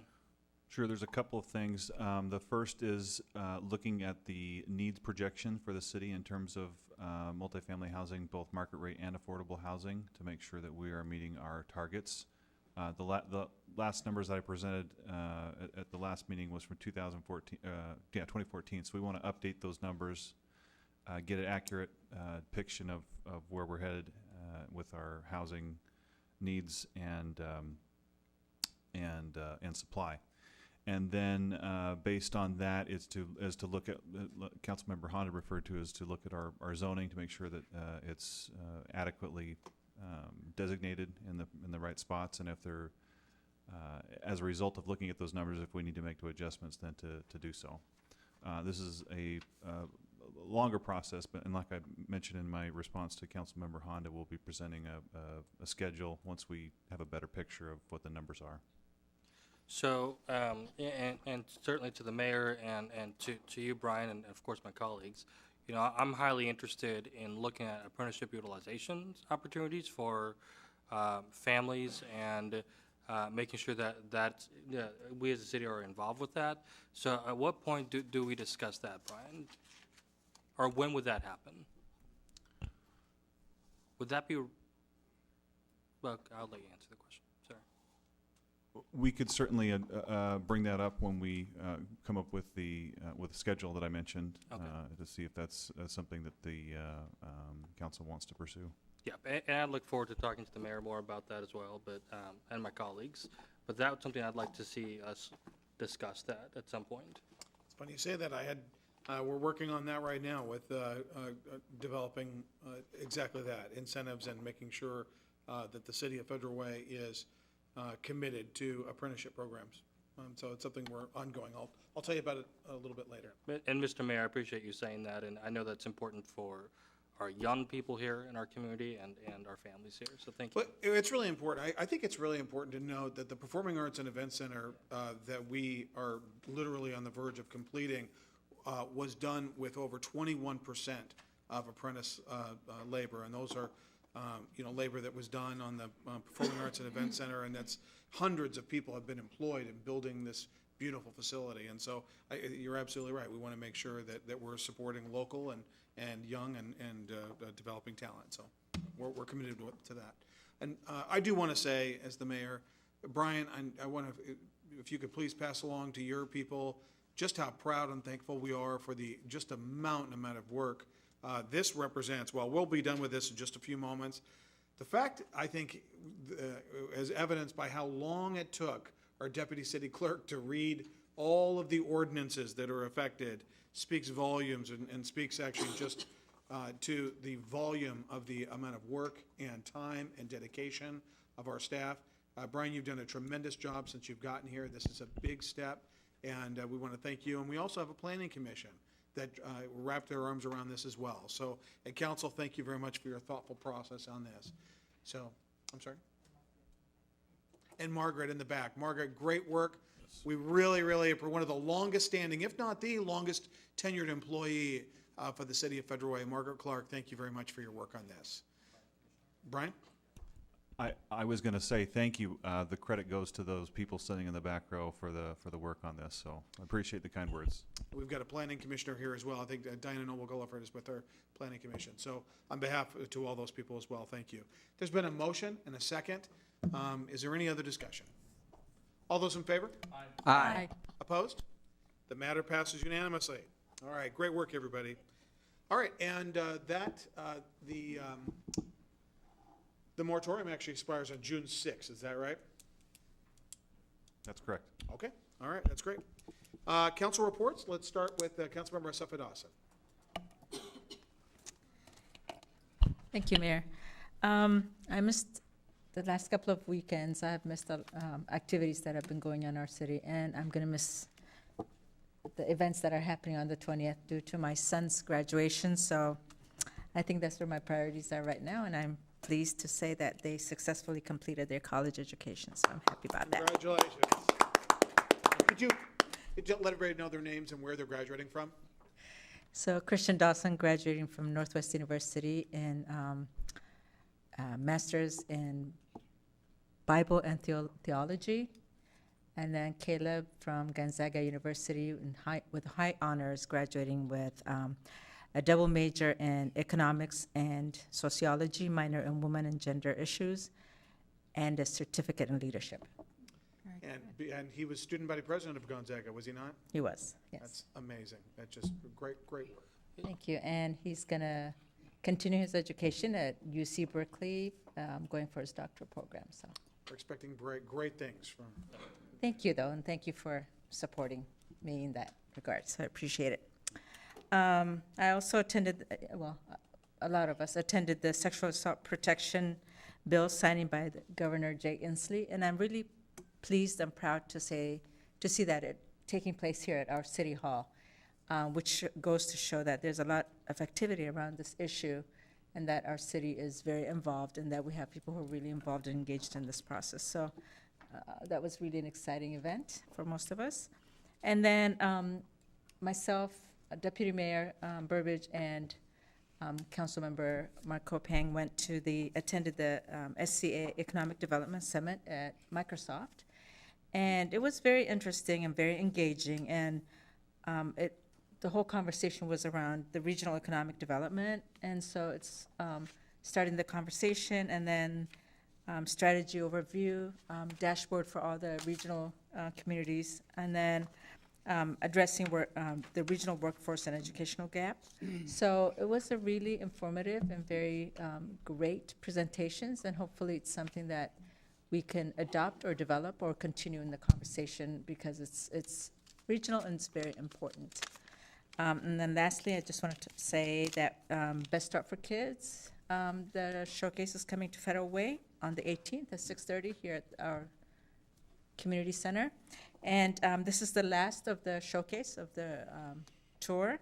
And they're going to present on local youth violence prevention efforts as well as the RFP. So in light of what we're doing with the violence prevention, I think this is a great thing for us to attend and to be a part of. So with that, I conclude my presentation. Thank you very much. Thank you. Councilmember Selsky. Very good. Thank you, Mayor Farrell. And I just have to say to my colleague, Council Member Asefa Dawson, congratulations, because she has raised what I consider to be 3 young superstars who are going to do great things in this country, in our community, wherever they wind up. And I just, a lot of that is great parenting, and you've done a tremendous job. So. Thank you, and congratulations on your son's graduation as well. Well, thank you. It is time for graduations Yes. right now. In the next month or so, there are going to be many, many graduations. And in addition to her 2 sons, my son David graduated from Northern Arizona University with a master's in communications, with distinction too. So we're very proud of David. He's a Federal Way High School grad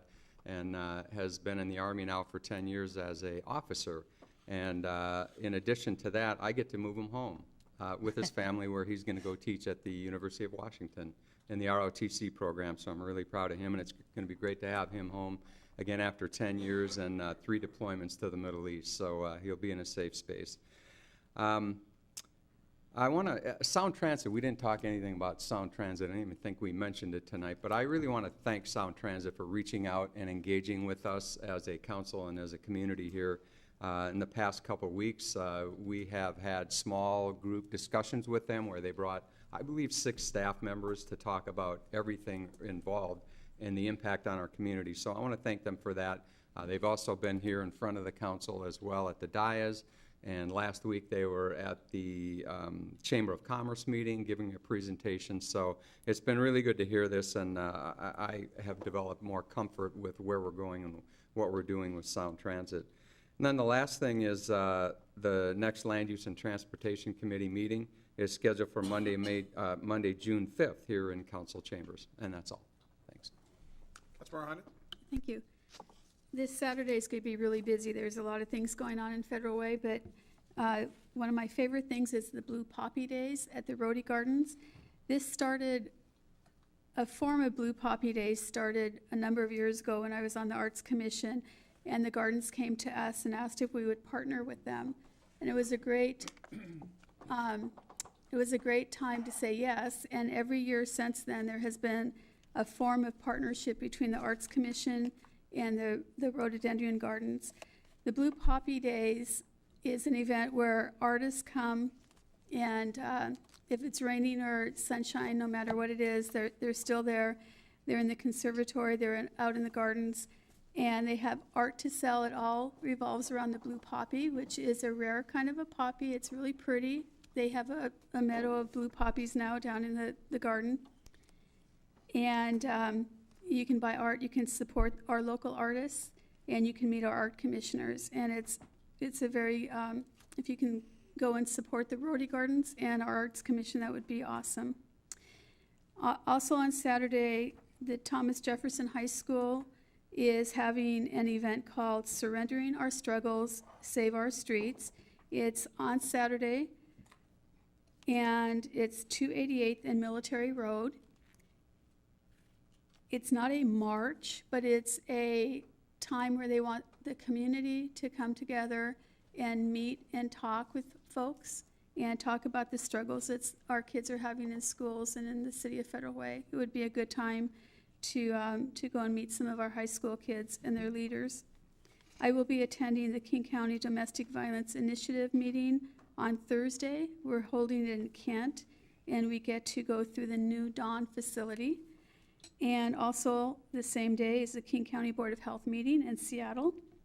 And tomorrow night is an affordable housing workshop at Highline Community College. Thank you. All right. Councilmember Cripe. Thank you, Mayor. We have a lot of major initiatives going on right now in the city, and obviously getting the new standards for the multifamily housing resolved is certainly one of them. But we also had a report from the Violence Prevention Coalition Steering Committee. Okay, got it right. VPCSC. VPCSC. A comprehensive list of 10 recommendations that my fellow commissioners, Lydia Cefa-Dawson and Martin Moore, our council members, are working with, but also committee members on the Parks, Recreation, and Human Services and Public Safety Committee, are working through. And we've had some very good dialogue, and certainly look forward to having more dialogue at the next meeting. But again, this is really a community effort, and while we've had great participation by the steering committee, we certainly would welcome continued input from the community as a whole, either at the next committee meeting or even in letters or emails or to the council. We really want to come up with a solution that works for the entire community.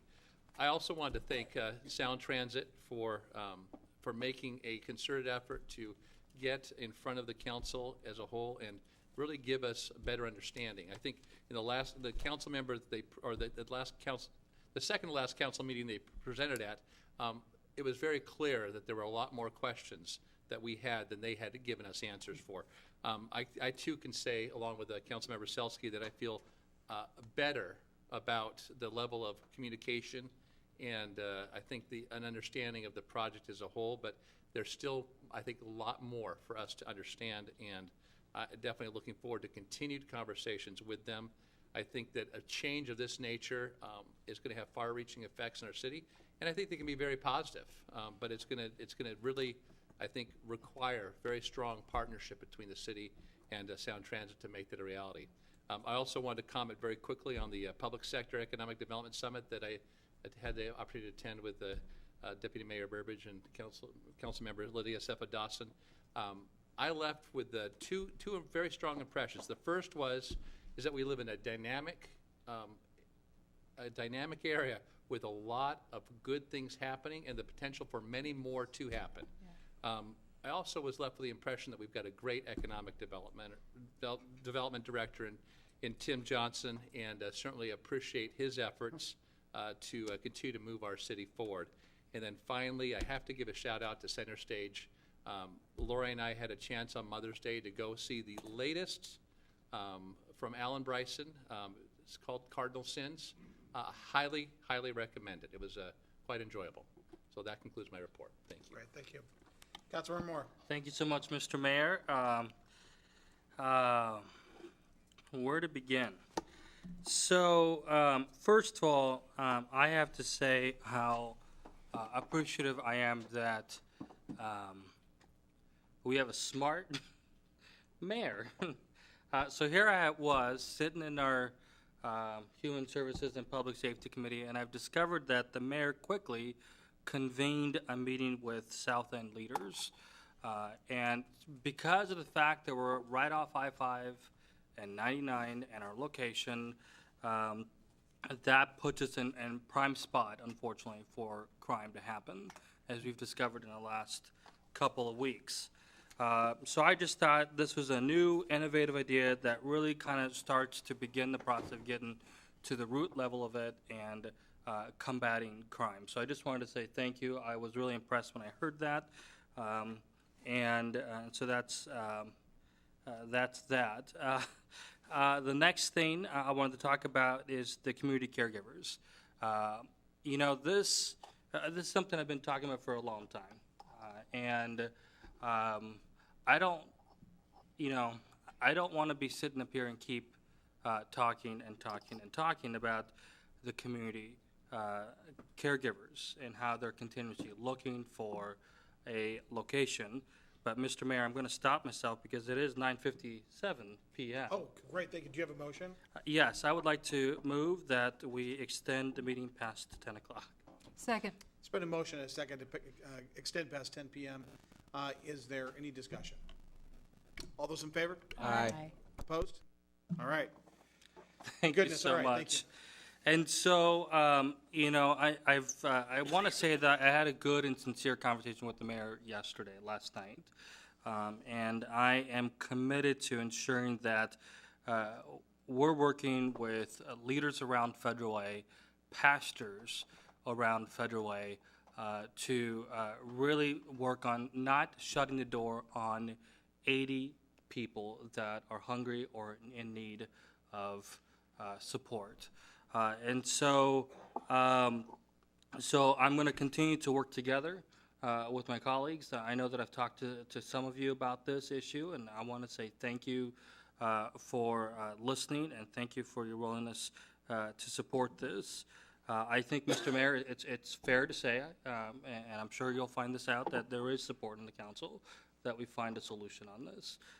And so I look forward to working with you on that and close the chapter on this, because the fact of the matter is the community caregivers should not be worried about finding a location. They should be focused on their mission, which is to feed hungry people, and that's what it's about. So with that, I do want to say thank you for your heightened attention to this. And again, I thank my colleagues on this as well. Also, apprenticeship utilizations. I wasn't going to talk about it until you talked about it. And so, yes, I have to say, Mr. Mayor, you've been very open-minded about this since you became mayor-elect. And I know that I talked to you about this, and I brought it up throughout the years on this, and you've been extremely well receptive on this. And so it's really important that as we're looking forward towards the years ahead, that we're looking towards an ordinance possibility.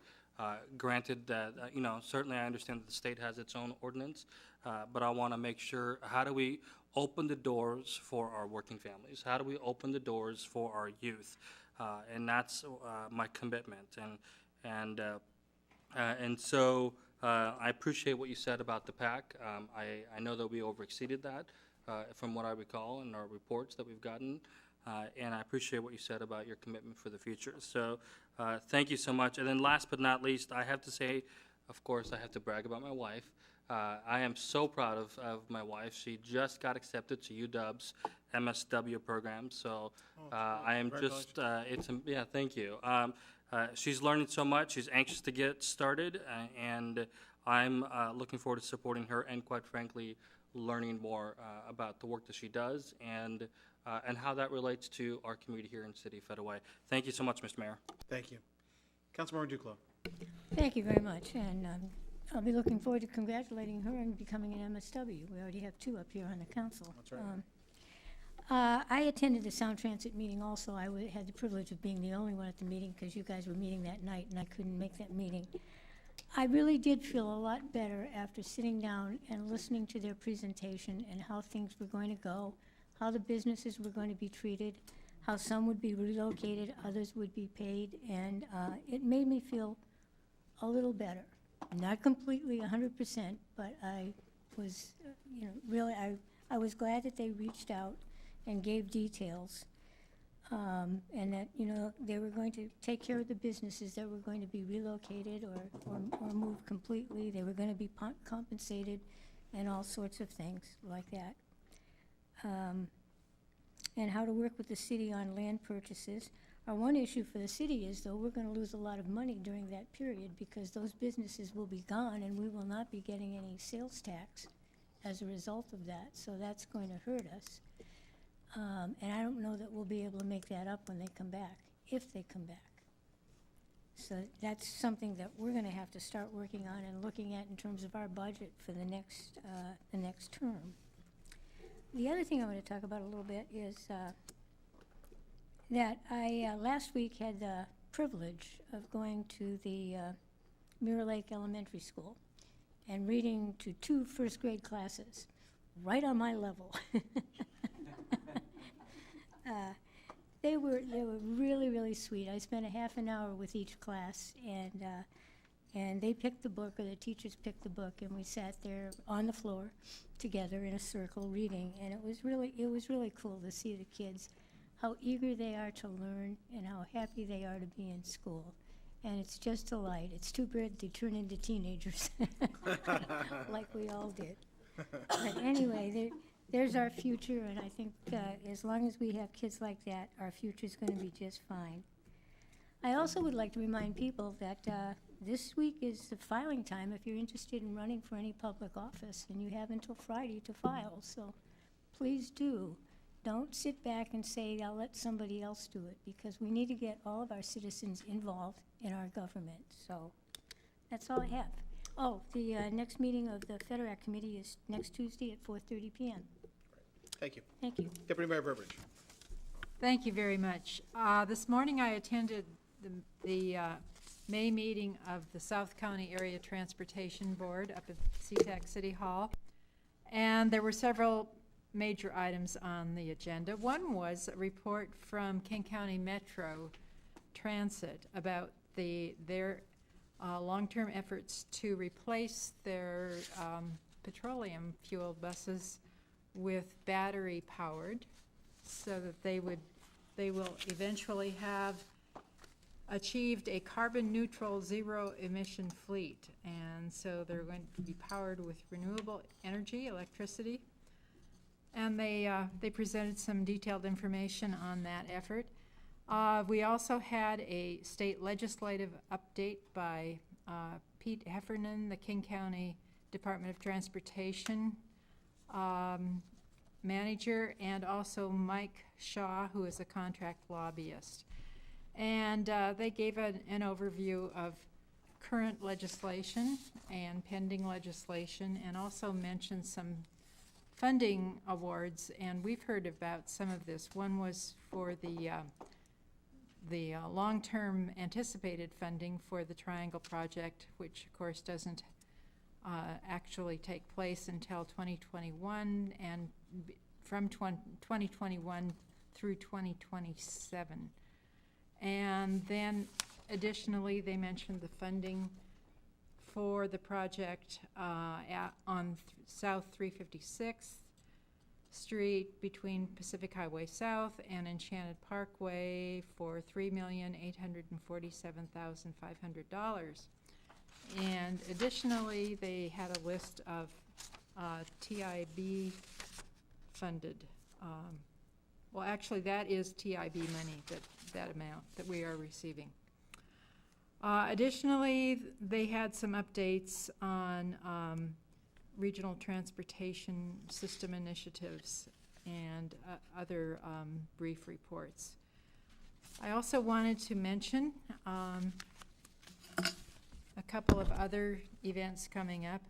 One is this weekend, the Federal Way Chorale has its performances of their spring concert, which occur at St. Luke's Church Friday evening at 7:30 p.m. and Sunday afternoon at 2 p.m. So those are both at St. Luke's Church. And then also on Saturday, our Harmony Kings Chorus, Barbershop Chorus, has 2 performances on Saturday, 1:30 p.m. and 7 p.m. And those are both at Our Savior's Baptist Church. Additionally, they have arranged for a free workshop for young people that is going to be put on by a quartet that is the guest quartet for those performances. They're called the Newfangled Four. They're a young quartet who placed 11th in international competition last year, and 4 years ago won honors as the top collegiate barbershop quartet for the entire world. So they're going to be at Our Savior Baptist Church this Saturday at 10:30 in the morning for young people between 12 and 21. And following the workshop, they invite the students to be treated to a free pizza lunch and then additionally to watch the annual Federal Way Harmony King show, which the first one of which again is at 1:30 p.m. And at intermission, an additional incentive is a drawing for a full scholarship to the Harmony Explosion Workshop, which occurs this summer at Pacific Lutheran University in Tacoma. So it's a great opportunity for our young people in Federal Way who are interested in singing a cappella music. And just want to put in a plug too for Cardinal Sins, the current production of Center Stage. We went Saturday evening and enjoyed it very much as well. It does continue through June 4th, so I encourage people to check it out. And that concludes my report. Thank you very much, Deputy Mayor. Thank you. With that, great job, everyone. We are now adjourned.